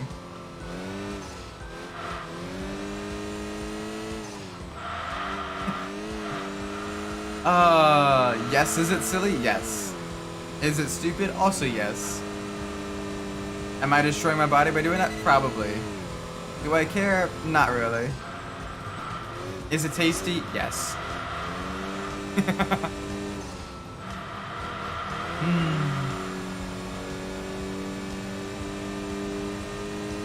It's like milkshakes as well. Like, yeah, I know I can make a milkshake at home, and use like the the non-dairy ice cream and milk and all that stuff. What experience? The feeling absolutely horrible afterwards. You want that? Eat Taco Bell. Yeah, but like, I'll be honest though. I'm not big on Taco Bell. I know I'm gonna get crucified. But like outside of like some of like the like specialty stuff, I'm not the biggest. Like, just because I make tacos, I make my own tacos, and I make it using like higher quality ingredients and everything. You know, grilled chicken breasts with a little bit of cilantro and lime, with a pico and a chipotle mayo, or no tortilla. Like, yes, that is my jam. Like, I make my tacos. But like ice cream, I don't usually make my own ice cream. So like, whenever I go out and get ice cream, you know, from like this, you know, not necessarily like the big tub of ice cream, but like, you know, when I go out, you know, to like the like, you know, little frozen food stand and everything.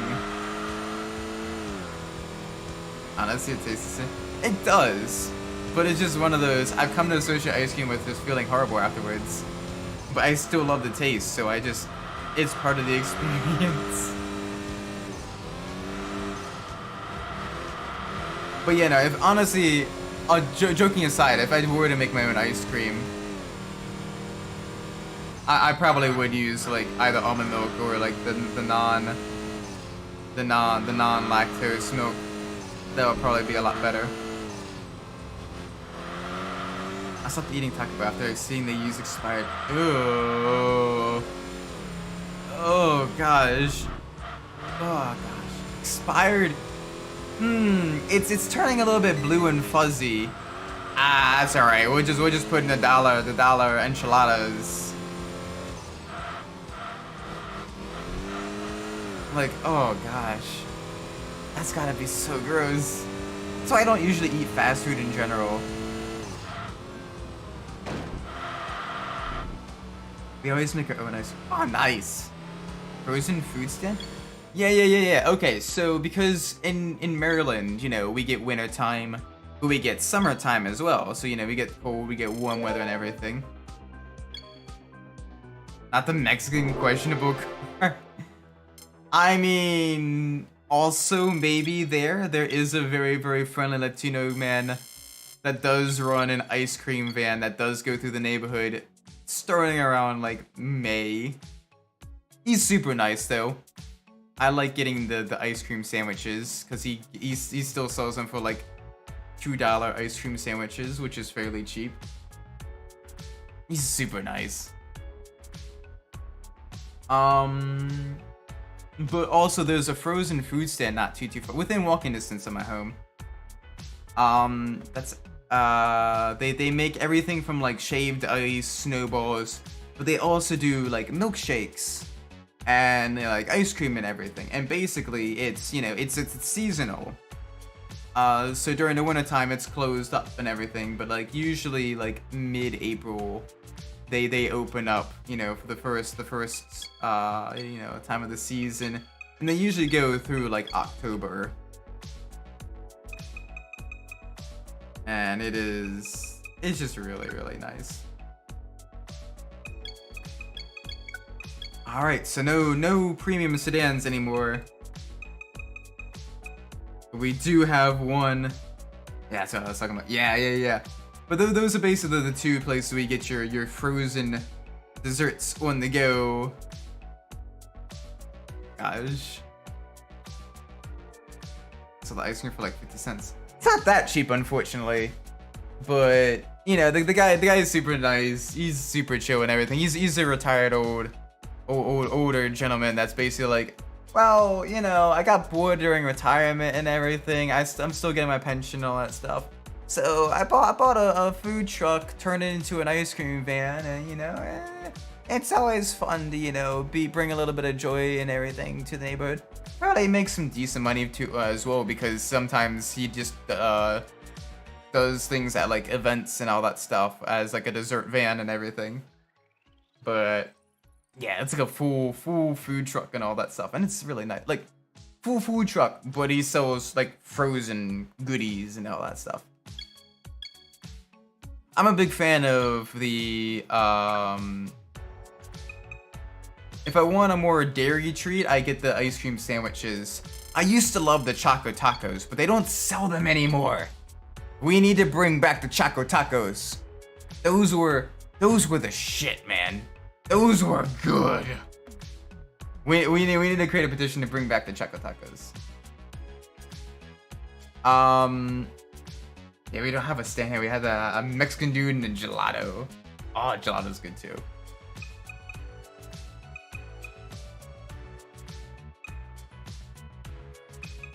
But if I don't want dairy and I want something that's, you know, just but still cold and sweet, I like getting the screwballs. The screwballs are another favorite of mine, because then you get gum afterwards, or like you get the gum afterwards with the screwballs.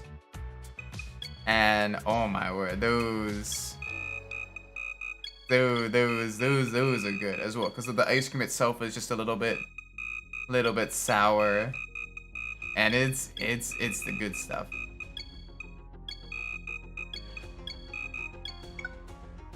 But like the ice cream stand as well is they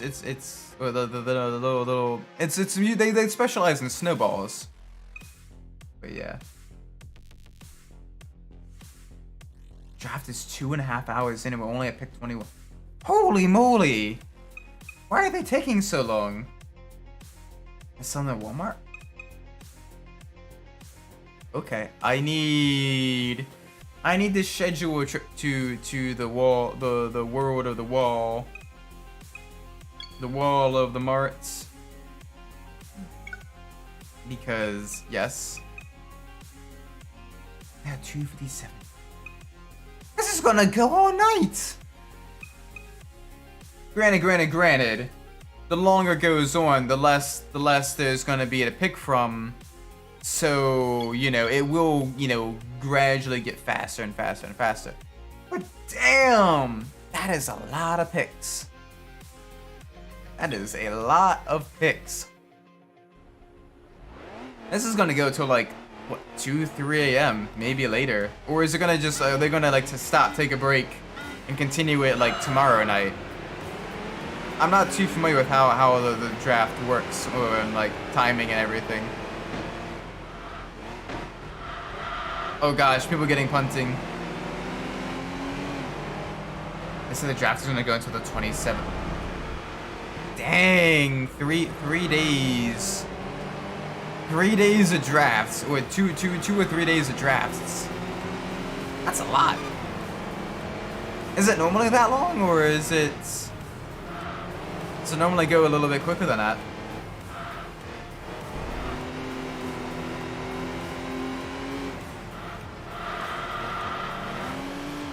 There we go. All right, let's get back up there with the Audi. The Renault Aventime. This weird French, almost van thingy is doing us well so far. Kroger sells them? Okay.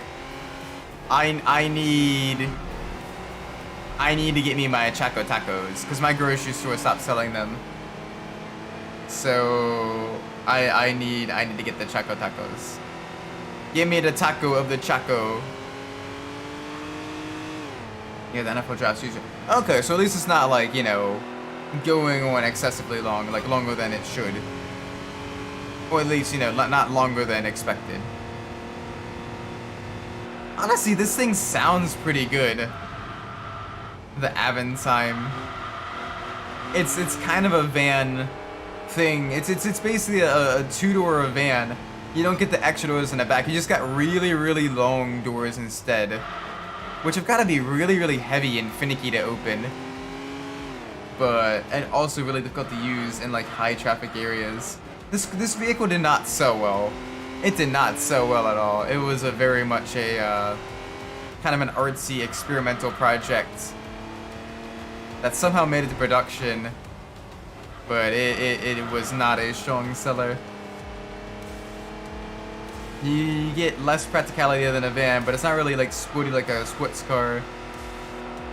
It's got this weird kind of roof line as well. It's just very strange. But that's you know, notoriously French. They make weird vehicles.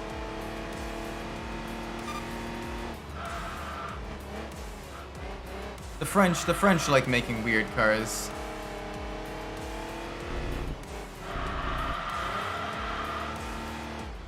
Alright, nice and easy.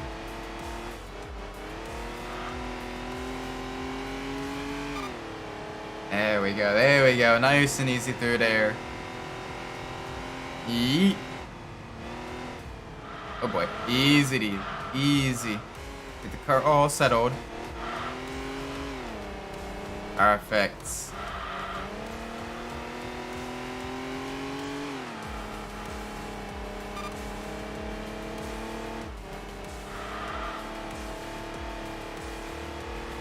Alright, we can get a solid second place here. That Audi is absolutely shredding us. But the rest of the vehicles aren't too bad. We should be able to hold them off for a second place finish. I hope we get some good upgrades for this, because oh my word. This thing, I can feel its heft. It is a heavy bean. It is a heavy beast. But also, it is not the most aerodynamic, and also a bit sluggish on the acceleration, so we can definitely at least fix 2 of those 3 issues with some weight reduction and some improved engine upgrades. And since the vehicle is naturally aspirated, it does get a bit more power from the upgrades than a turbocharged engine does, which is interesting, because you usually expect the turbo cars to get even more power because you're just absolutely slapping on a bigger turbo. But yeah.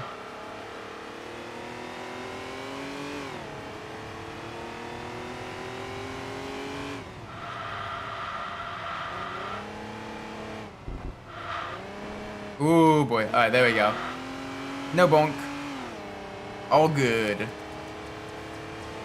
All good, no bonk.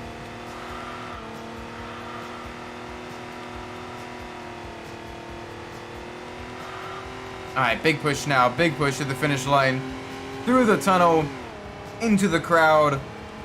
Hello, everybody. Yeet.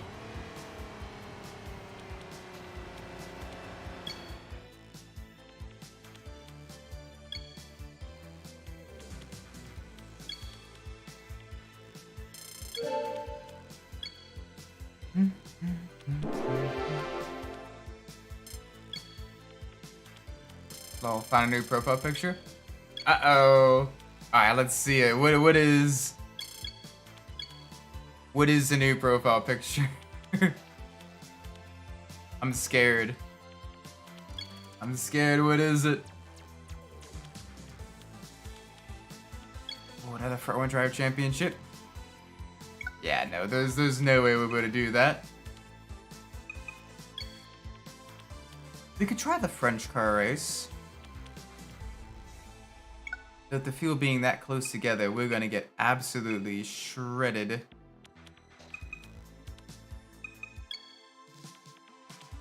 Oh, yes! Desert race! Let's do it!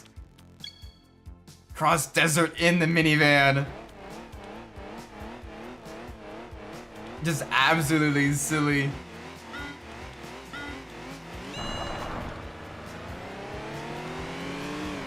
Alright, give me that power. Give me that speed.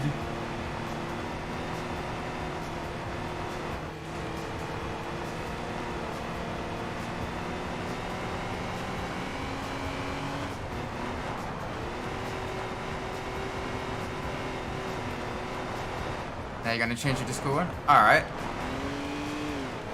What is... I can't wait to see the new profile picture. I'll get to see that after this stream is over. You know what's funny is I do have a moderator bot log that that lets me know when, like, you know, certain things happen, like someone joined the server or leaves the server, or if they change your profile picture or what have you. Also, welcome Beta Gamer. How you doing today? Hope things are well with you. Right now, we are driving this very strange French minivan across the desert. Oh, it is so slow. It is struggling in the sand. Pretty good, my nose scooter. Oh, nice. Is it a holiday or, you know, or like a teacher,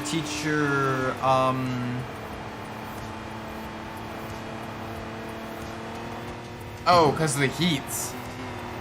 Ah, right. Yeah, I heard a lot of the Southeast Asian countries got absolutely hit with like this major heat wave where it's like 35, 40 C. Or maybe not quite that hot, but like in some parts it's getting like really, really hot. Like, jeez. That's rough though, man. Hopefully it cools down for you guys a little bit. So I can't imagine how bad it is, not only with the heat, but the humidity as well. 42 C today, and that's actually not normal. Yeah, no, normally that's, you know, close to like, you know, like the upper 20s, low 30s. 42 is like really, really hot. That's like almost like that's basically like severe fever temperature. Like, that is ridiculous. That is genuinely ridiculous how hot that is.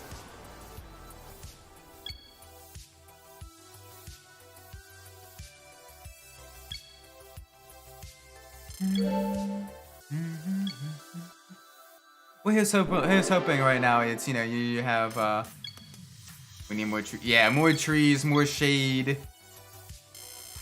Find ways to, you know, help cool people off and everything.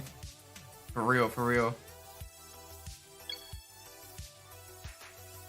find ways to reduce the amount of like the heat islands in cities as well, reduce the heat retention in cities.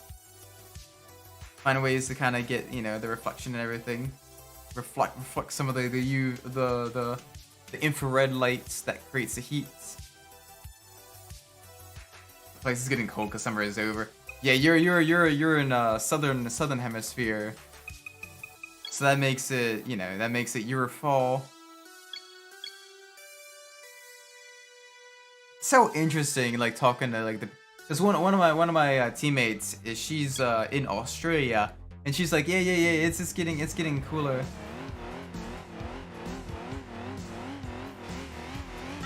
So it's very interesting. It's not how I fall.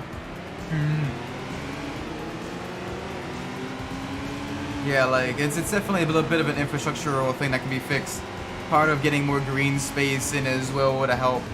And to not only manage, you know, emissions and everything like that, but also, you know, to help provide shade and cool that off too.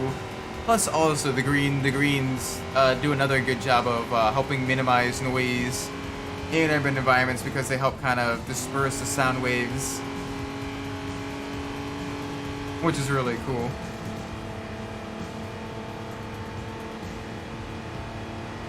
Oh, the straight line speed of this van. World's slowest race at the Indianapolis Motor Speedway.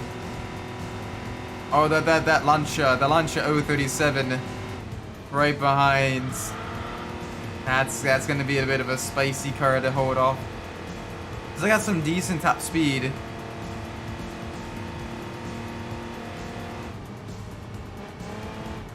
Fun fact, we only have rainy and sunny seasons. Can't wait for... Yeah, because you guys are really close. Pardon me. American geography. But aren't you guys are like really close to the equator, so you don't really have, for lack of a better word, summer and winter. It's basically just which direction you're getting a wind from. That kind of depends on the whether it's wet or if it's dry. And right now it's the dry season.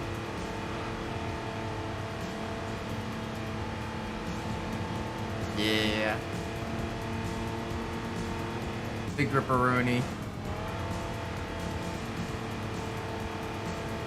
Just gotta be careful though, because with all the sea and everything, all that water being, you know, evaporated into the air and everything. Once you get your wet seasons and everything, you may have to deal with, you know, like severe wet weather, which can make driving very dangerous or could lead to, you know, flooding and all that stuff.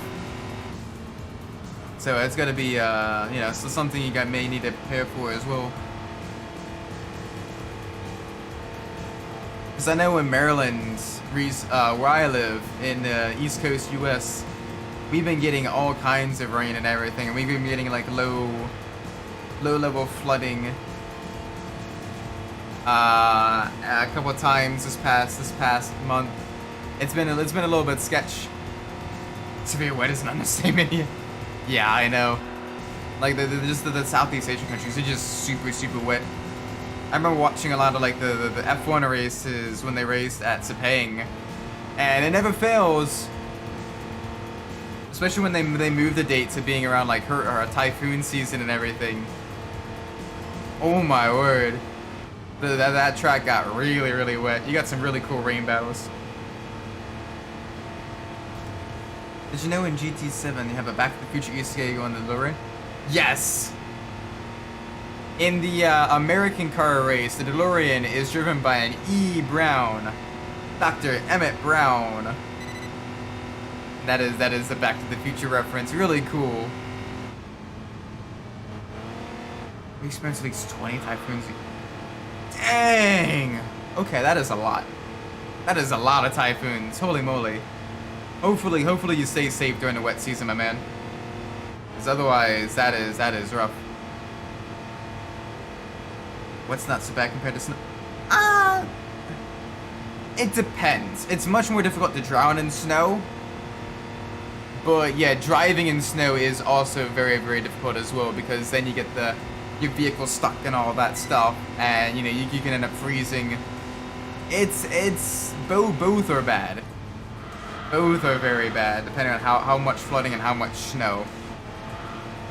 But ice. In Maryland, it gets cold enough where it freezes, but then it melts during like the daytime. Then it freezes again at nighttime. So we always have like our roads always super icy, and it's very sketch to drive. Oh my word, so sketch. You should have to go to the flood. Yeah. I mean, in certain areas of Maryland, we've been getting some flooding and everything with all the rain we've been getting.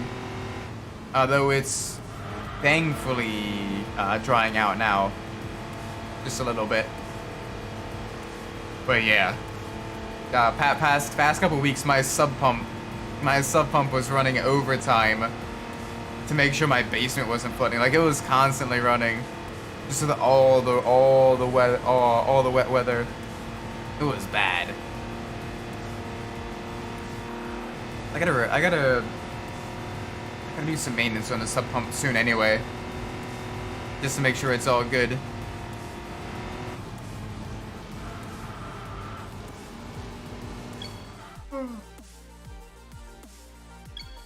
My apologies. I am extra eepy. Instead of for the streets, it's the Bury Street. Yeah. Either way, you are not going anywhere. You are not going anywhere. And you're just hoping. You're just hoping that it all ends up well. Because otherwise, oof. Big oof. Alright, Tsukuba Circuit.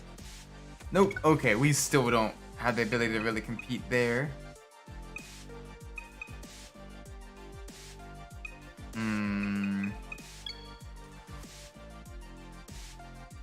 We can try it. When I was still a little kid, it was my dream to build a snowman. Oh, that's so cool. Yeah, it's fun. You gotta make sure you have enough snow first. You gotta make sure it's the kind of slightly lighter, fluffier snow. If it's the kind of heavier, wet snow, it won't be a good snowman. It'll be kind of a bunch of blocks of ice as you're trying to compress it and roll it around and everything. This would be negative 30 C. Oh my word. Here in Maryland, it gets to be around minimum around like negative 4 C. Around like negative. Let's say like it's like negative 4. It's like negative 4 C. Like it's not too cold, but it does get just barely below freezing. But in the summertime, it gets as high as like the mid to upper 30s, maybe low 40s. If it's like a really hot year. Dang, that Tamikaira is absolutely just being aggressive. Just bullying that poor Audi. They're still side by side going into the sweeper. Sometimes it's minus 4. Oh my word. Yeah, I remember you guys a couple years back. You got that crazy polar vortex, and it was like it got down to like the negative 40s for degrees. So like that is ridiculous. Just how cold it got. Like you looked at the You looked at like some of the like traffic cameras and everything, and there was literally nobody out because it was also like right-ish around the pandemic or thereabouts, I think. So you had everyone, you know, being inside because of that. You had the winter weather, like the streets were basically empty. It was so strange.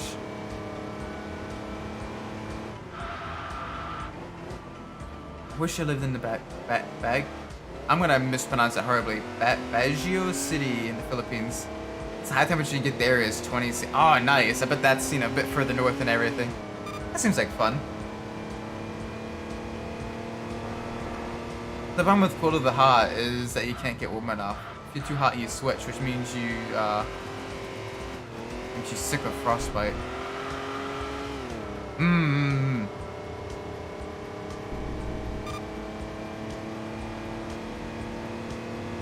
Yeah, but then with the heat, you get the heat exhaustion and potentially heat stroke. Like I said, like there's a certain operating window that the human body can operate in, and there are some places on this earth that it gets to temperatures that are significant bit higher or lower than us humans can really effectively operate in. And even still, we're like, yo, I want to live there. You actually pronounce it surprising. Oh.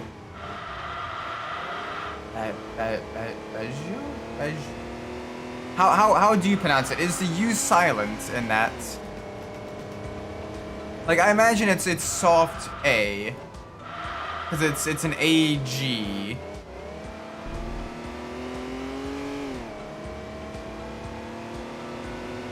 But then the UIO.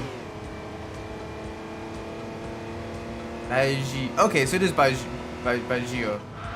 Nice. Thank you for the pronunciation guide. I really appreciate that. I don't know, for me, I definitely, if I do have to move, as much as I love Maryland, if I were to move to another state, I would definitely move to a state that's a little bit warmer, because I like warm a little bit more than the cold. Especially after the surgery and everything. I still find it a little bit difficult to get warm at times. Not G, O. Baguio? Okay, so hard G. Hard G. Okay. Baguio. Baguio. Nice.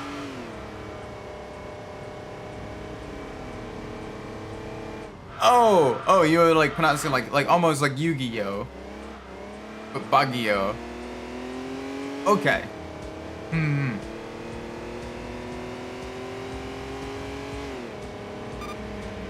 But yeah, if I were to move somewhere else in the States, I'd probably move somewhere like Arizona.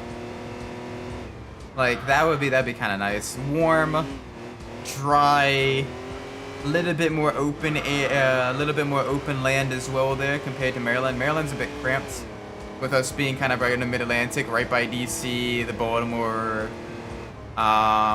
Philly, Annapolis, Richmond metropolitan area that all kind of like blends together. So it gets really, you know, you're not really into too many like rural areas and all that stuff. I'm just gonna use the hardened version usually. Okay. Gotcha. Hardened version of consonants.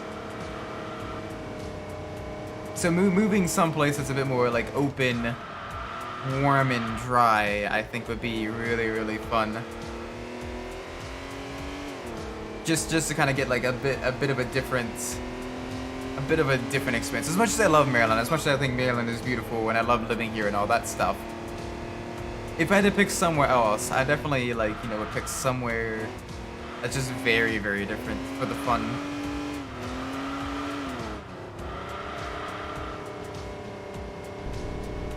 More so just because of the space as well.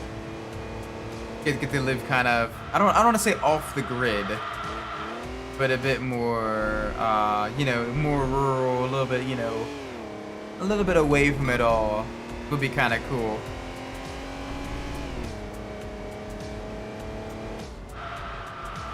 Jeff, hurry up, please. I want to watch the Nuggets versus Lakers game. That's when you pull up the draft on like your phone or whatever while you're watching the game on like your TV or what have you, or vice versa. Just make sure you're not afraid of heights if you go to Baguio. Why is that? Is it a very mountainous town? Like is it like high elevation? What makes it have all the heights?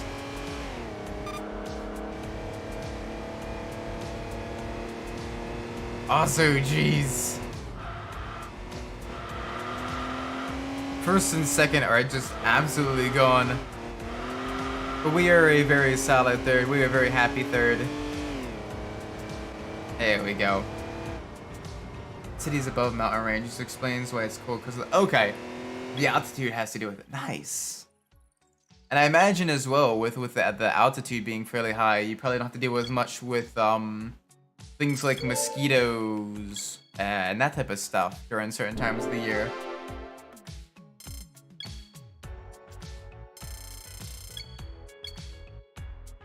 Which is good.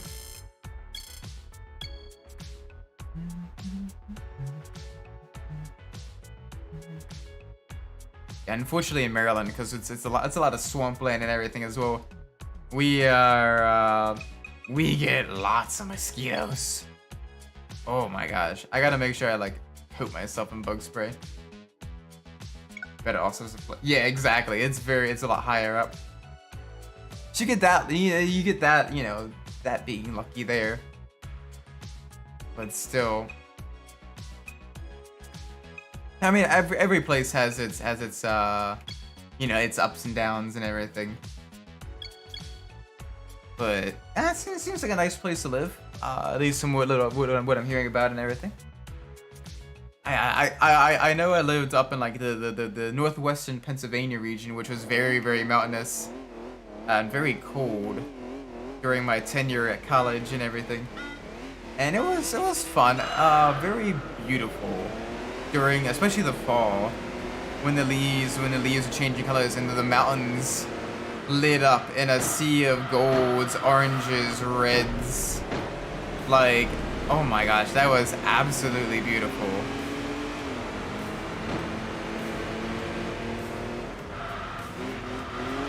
Alright, we gotta get ahead of them before the long straights. I see the not the Tamikara, the Autobacks. The ASL is still right next to me. Can you go to America if your name is hyphenated? I mean, yeah. Everything from like a travel visa to, you know, like a student visa to a work visa to the green card lottery you can enter. You know, if you're looking to like emigrate, or if you just want to visit, like, yeah, your name is hyphenated. There's a fairly large Latino American population in the United States, especially further south. And a lot of their names are, you know, their last names are hyphenated of, you know, what's the order?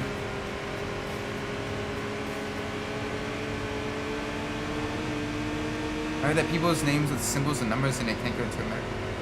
Nah. Like, literally, I shared, like, one of my classes in high school, I shared with someone whose last name was a Garcia Reyes, and another one whose last name was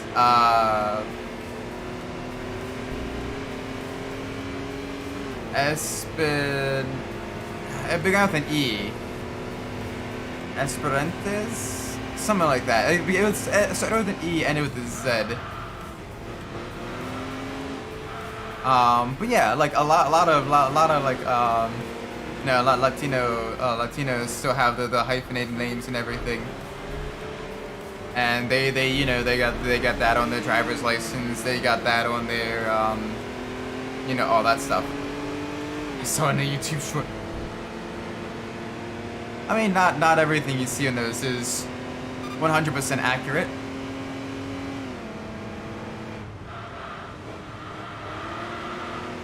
And I don't think there's a character limit either, because I went to school with a guy of Greek descent with the last name Papageorgopoulos. And that one was a long last name. It's always funny because you see the roll call, the roll call list and everything, and you can pick him out because his first name was also fairly long. And so like his name was like twice as long as everyone else's on like the roll call sheet.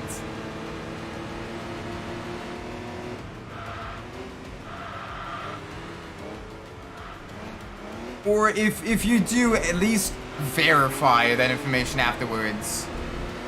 100% verify that.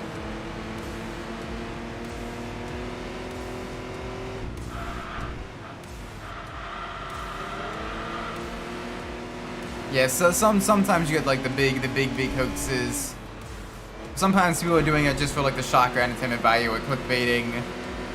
Or it's like some super edge case where it's like, this guy couldn't get in and he had a hyphenated name, but it was really because such and such and such and such that he couldn't get in.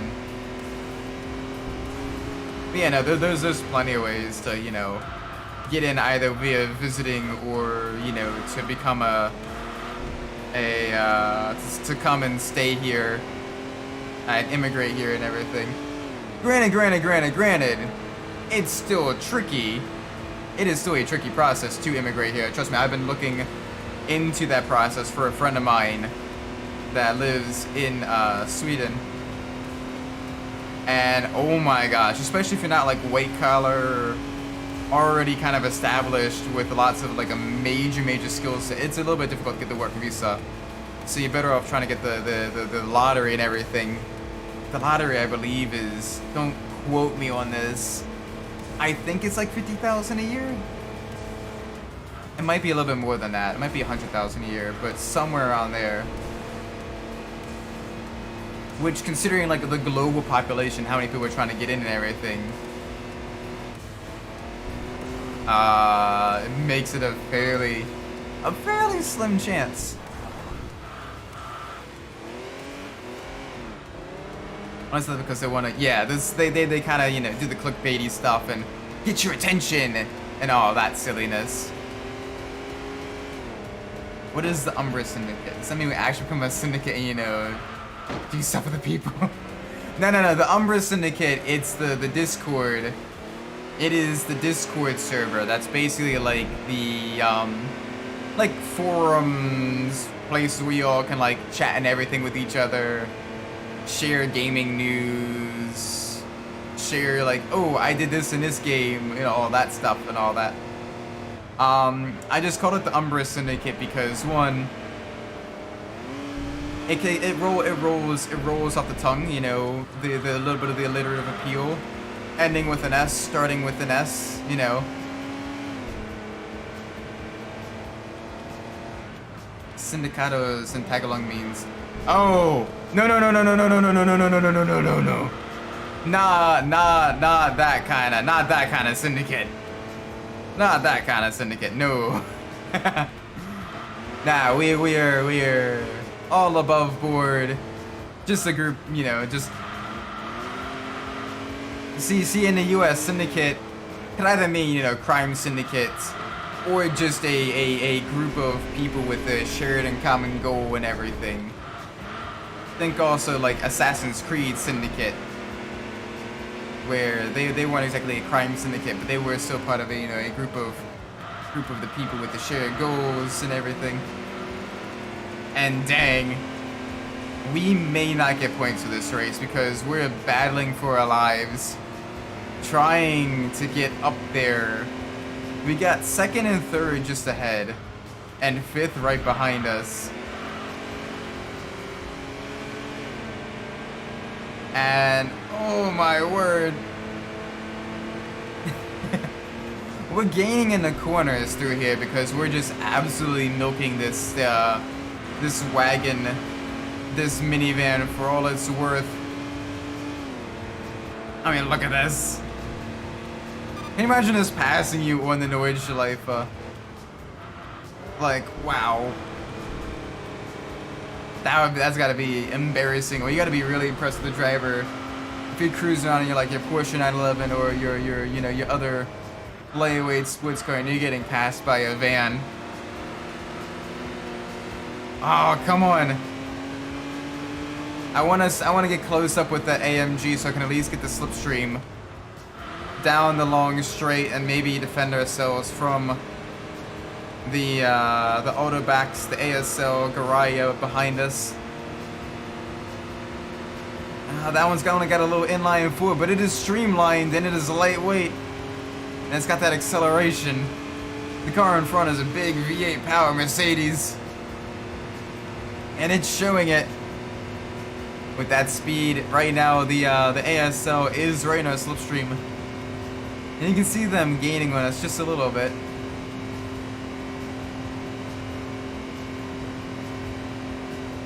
Oh, we're struggling. I'm gonna take a slightly defensive line through here. And I see 5th place right behind them as well. Oh, it's gonna be a drag race to the finish. Alright. Tippy tap the brakes, get the car slowed up just a little bit. There we go. All good, all good. Alright, come on, let's get on the podium. Let's go! 3rd place here on the Newish Life, but not bad for a minivan. Beating the freaking Mercedes SL 500 and the Garaya. It's no easy task, but we did it. I think we got time for maybe one more race before the end of the stream. Oh yeah, we got the extra grippy boys.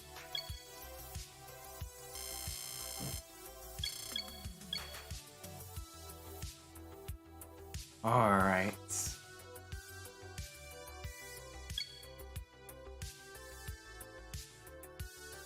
Ooh, the Star Festival. 7.8. Yeah, nah. We can do the French Car Limited race though. Probably. We may have a shot here. We may have a shot. Let's see if we can't do it. You know the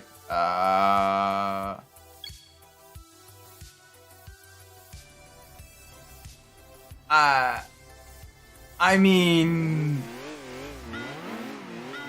that's certainly a topic to talk about. We have a completely different meaning of that in the Philippines. Okay. Yeah, in the States, they're you know, they're a not a good organization, shall we say, and leave that there. But what is the meaning in the Philippines? Hopefully a much more benign, much nicer meaning than the one in the States. Hopefully.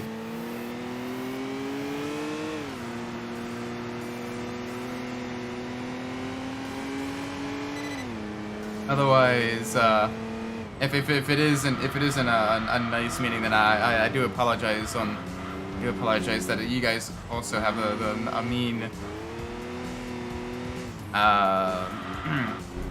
meaning of that.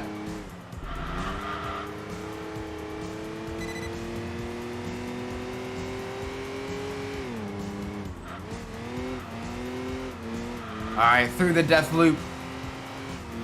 Through the death loop.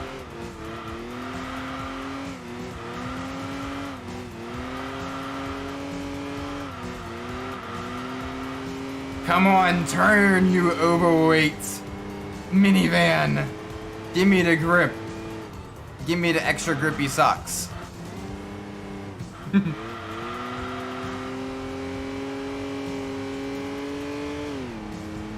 Okay.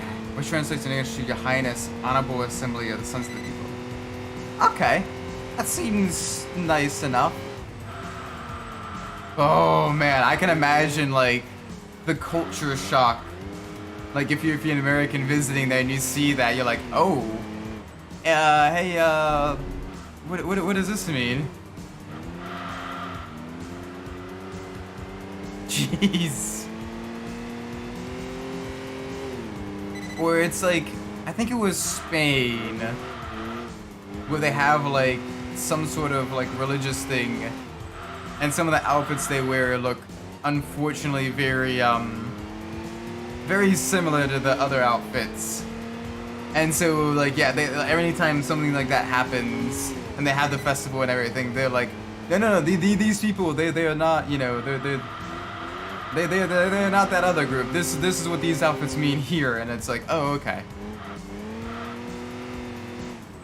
But still, it's always like, as an American, it makes you do a double take when you see that type of stuff, and you're like, whoa, hey yo. Alrighty then.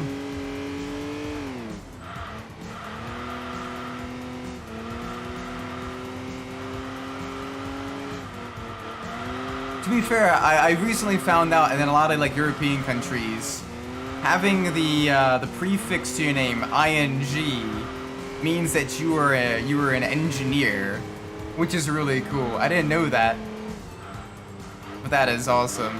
So if you're like Ing Isaac Umbras, you were engineer Isaac Umbras, which is really cool.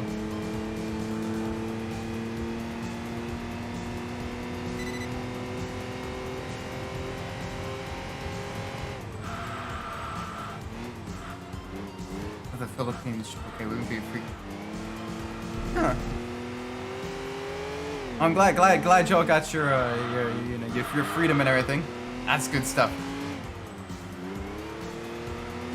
Although, this is a little bit,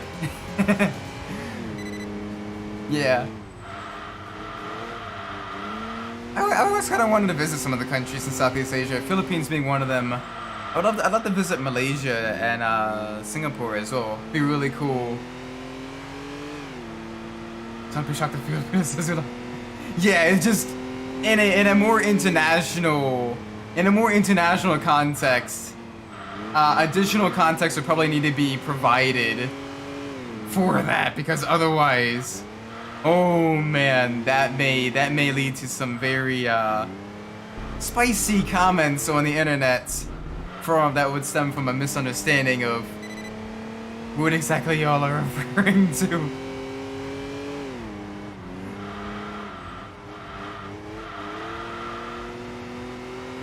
Because otherwise, oh my word. So it's also good to kind of learn about other cultures as well. That way you can kind of, well, yeah, it's always good to kind of try to learn as much as you can about other cultures as well. That way you kind of minimize the things that get lost in cultural translation, where something in one country means something completely different in another country and everything. Even in a slightly different language or dialect. Like heck, even in the States, you know, if someone says "bless your heart," they're usually not being nice. They're usually basically like, oh gosh, this guy's an idiot. But it sounds nice. But unless you have that that cultural context, you hear someone go, oh, bless your heart. It's basically they're kind of like, oh gosh, this person's not all there in the head. There's a language we have 175. Damn. All right. 175 languages. That is crazy. English being one of them. Still though. So, what is then like? I imagine it like with schooling and everything like that. All of y'all are taught, at least one or two languages to allow each other to, communicate with each other and all that stuff, right? Either via schooling or with parents and all that. So I'm assuming English is probably one of them, because that's more or less the lingua franca of the business language of the world. But also, the other one would be what? Tagalog will being the other one that kind of communicates in the greater, Philippines region, maybe? I'm not too sure. I know Tagalog is one of the more commonly spoken languages in the Philippines, but I'm not too familiar with the other languages that are spoken over there. So my apologies for my ignorance. Philippines is an island country with more than 7,000 islands. Some of these islands are more isolated than others, which explains what this. Yeah. Because then, even if we had like a common language initially, you know, over time that language, you know, changes and everything with isolation and all that. That's cool. Yeah, alright, tag along. Okay. Sweet.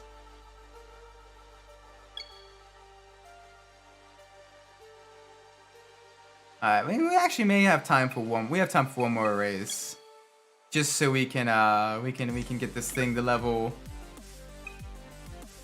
our level 10. Let's do the Bergenschluck. English is a second language. Okay. So tag along is the main one, the number one spoken language, and then English is the second one for like international communication. All that stuff. Okay, cool, very nice.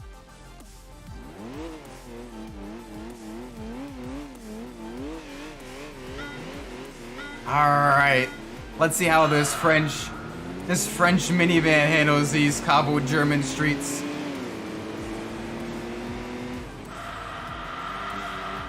Alright, let's do this. I like how even in this game, you can feel the lack of grip when you're on the cobbled section. The car slides around a little bit more, your braking distance are a bit longer. And then you get on the paved section, and the car does begin gripping just a little bit more. It is really cool. It's subtle. It's very subtle. You don't notice it too much, but it's just enough that like, if you play this game for a while, you kind of begin to feel it, and you're like, okay. Gotta be just a little bit extra careful on the cobblestones.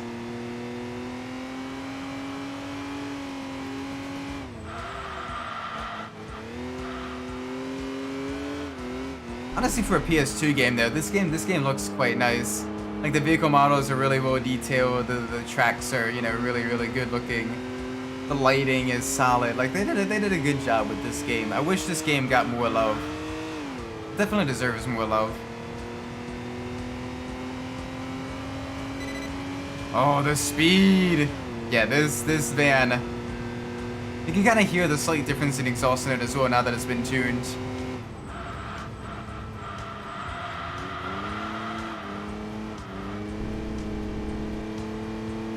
Same. Yeah, like this is a good. It's just such a good game. It's an underrated game as well. Speed is key. Yeah, we need mega power and speed for that second sector, that blast down the highway section. But then we need the acceleration and tight handling through third and first sections, where you're barely getting above third gear. And you're in all the twisty corners. Like, Bergenschluck is a very cool track, but it's very much a track of, you basically need a really good all-around car to be competitive here. Because if your car is really good in the straights, but not the great in the corners, you're going to suffer in the first and third last sector. But if your car is really good in the corners, but slow in the straights, you're going to get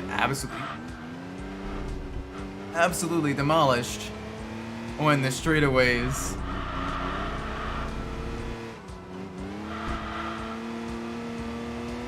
Although right now the van's doing pretty good. It's still a little bit sluggish in the handling. We're doing well. We're doing very well.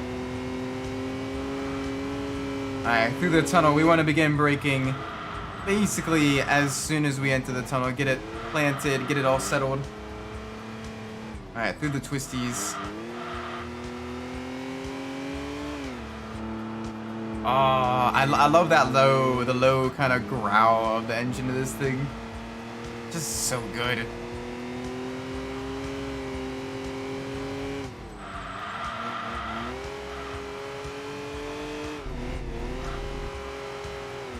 Crap. Uh-oh. What's crap? It's all in caps. The crap is all in caps. Did the 30th draft pick happen? Did I not get a good player?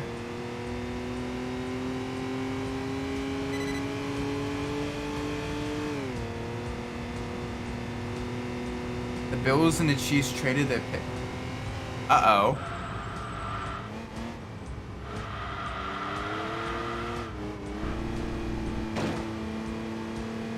Hey, AG Radium, welcome. Hope you had a great stream. Just put a pop in work before work to say hi. Yeah, I'm actually finishing up the last race now. But I wanted to showcase the Renault, the minivan we're driving.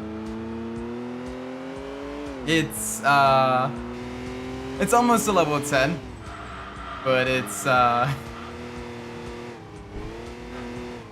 my gosh, even still, it is very sluggish around the corners. It is struggling. Front wheel drive with a heavy weight. I wonder if you've ever, because you work as a mechanic, I wonder if you've ever got a chance to work as on an Aventime. Such a weird van thingy. It's a cool van though. But it's so weird. Yes, the Aventime. the two-door minivan acid trip that was created by Renault. Exactly.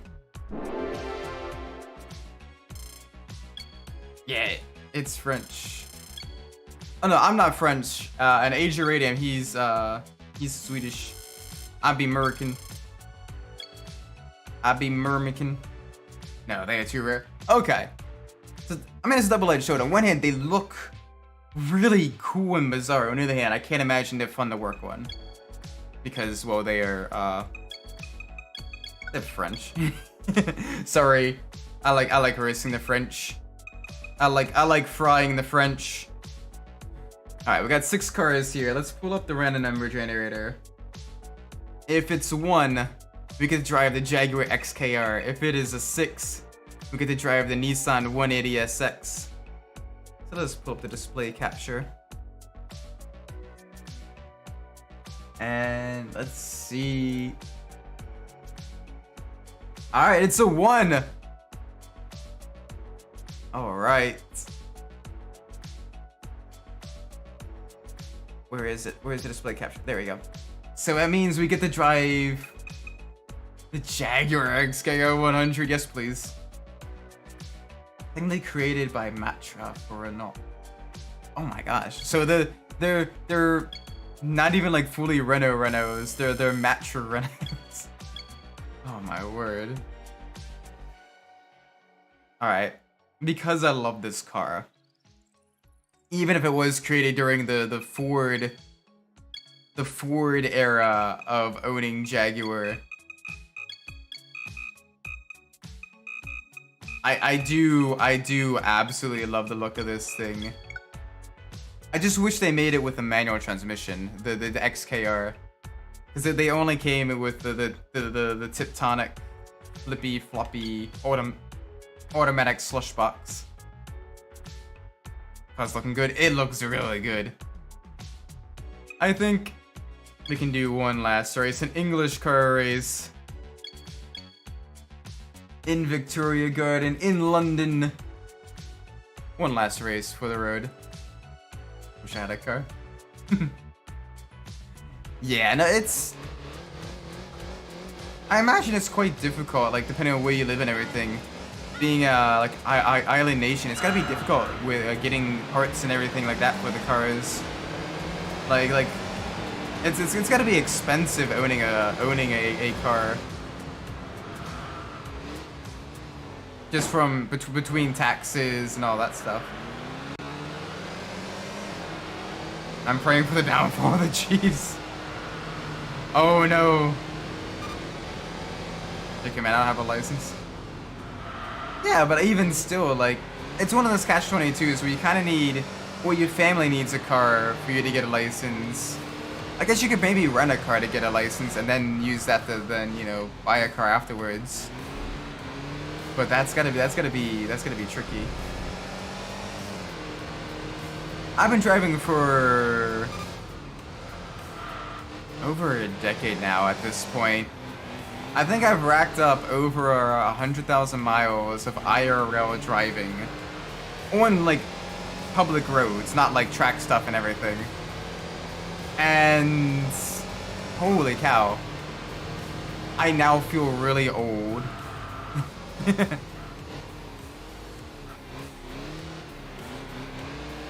because I have been driving. I have had my license for over 10 years now, and I've only been in one accident. Knock on wood. So that's kind of impressive.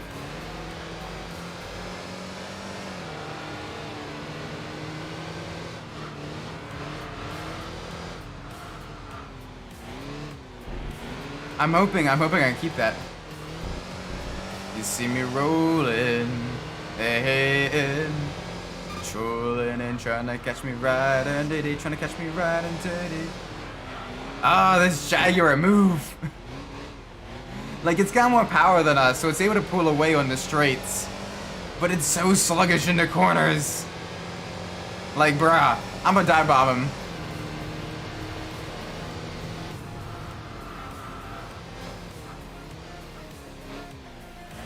There we go. Gimme space. Alright, now we can out-accelerate him on the slow speed corners and outmaneuver them on the twisty bits. Because that is the chunkier... Granted, they're the sporty version of their...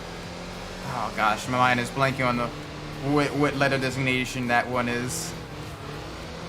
But it is the sporty version of the four-door... One of their four-doors.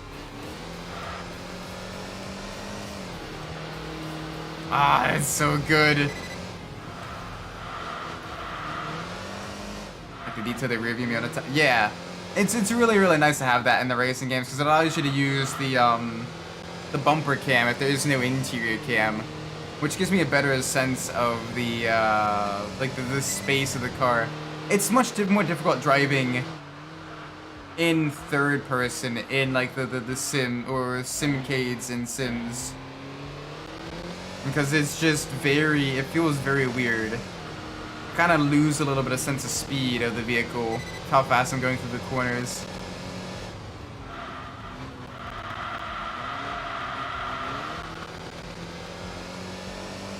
This thing handles surprisingly well though. Just very smooth through the corners. Brakes are good. The acceleration is great. It's a very good car. It looks beautiful too. Like, this is definitely a Jaguar I would love to own.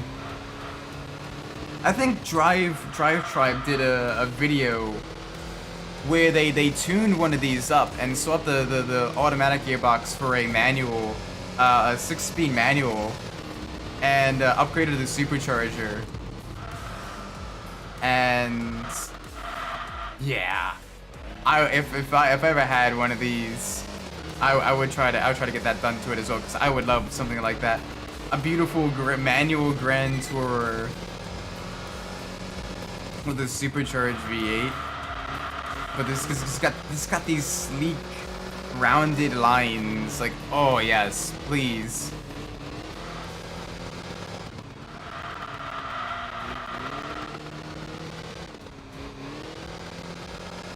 There we go. Use a little bit of, just a little bit of Scandinavian flick to bully this car through the turns. A little bit of weight transfer to just get the front end to bite. There we go. Give me the speed.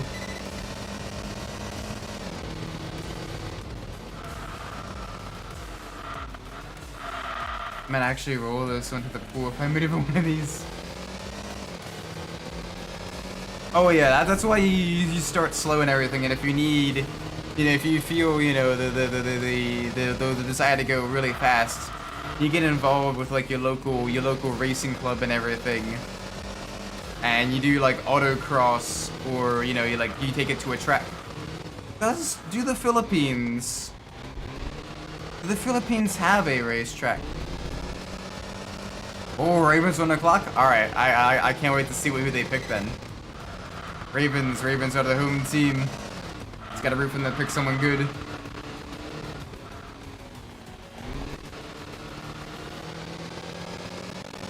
Like, near where I live, there's a couple different racetracks that within like a 2 or 3 hour drive. We got Dover, which outside of the Oval Speedway, the SCCA hosts a lot of autocross events in their parking lot from time to time. We got Richmond, which again, same thing, oval with SCCA doing autocross events in the parking lots. We got Summit Point, which is 2.5 hours east, 2.5 hours west of me in West Virginia. And then we got Jersey, that's an hour and a half to 2 hours north of me in New Jersey. Instead of cars, it's mostly the bikes and the motorcycles. Ah, okay. Probably because it's those are a bit cheaper. It's cheaper performance, better on fuel and everything. Official, welcome. Hope you're well. We're doing our final race of the stream actually with the Jaguar XKR. Absolutely beautiful car. So what is the pick? The pick is in. Who would be the pick? I believe the Niners on the clock.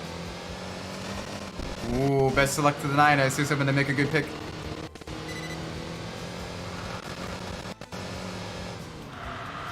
Oh, okay. Easy, easy. Don't touch the wall. No tippy-tappy the wall. This car is too beautiful to dent.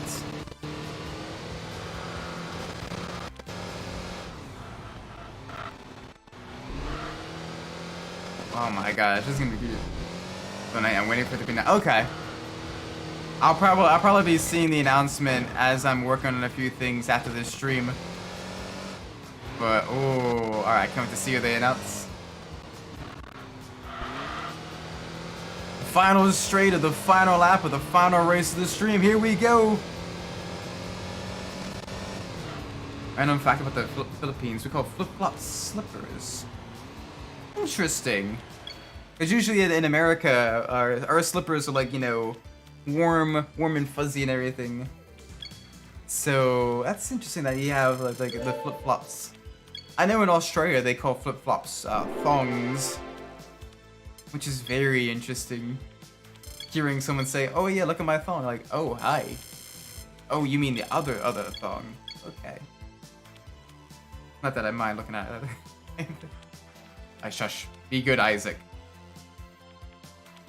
Anyway, it is getting a bit late. I do have work in the morning, so I'm gonna be ending this stream here.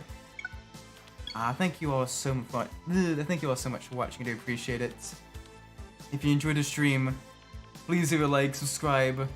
Let me know what went well in the comments down below. If you didn't like the stream, please let me know what would have been poorly so I can fix that in the future. With that being said, I'm Isaac Umbras. Wherever you are in the world, whatever time it is for you guys, may it be a great time. And I hope to see you all in the next stream. Until then, take care everybody. Bye bye!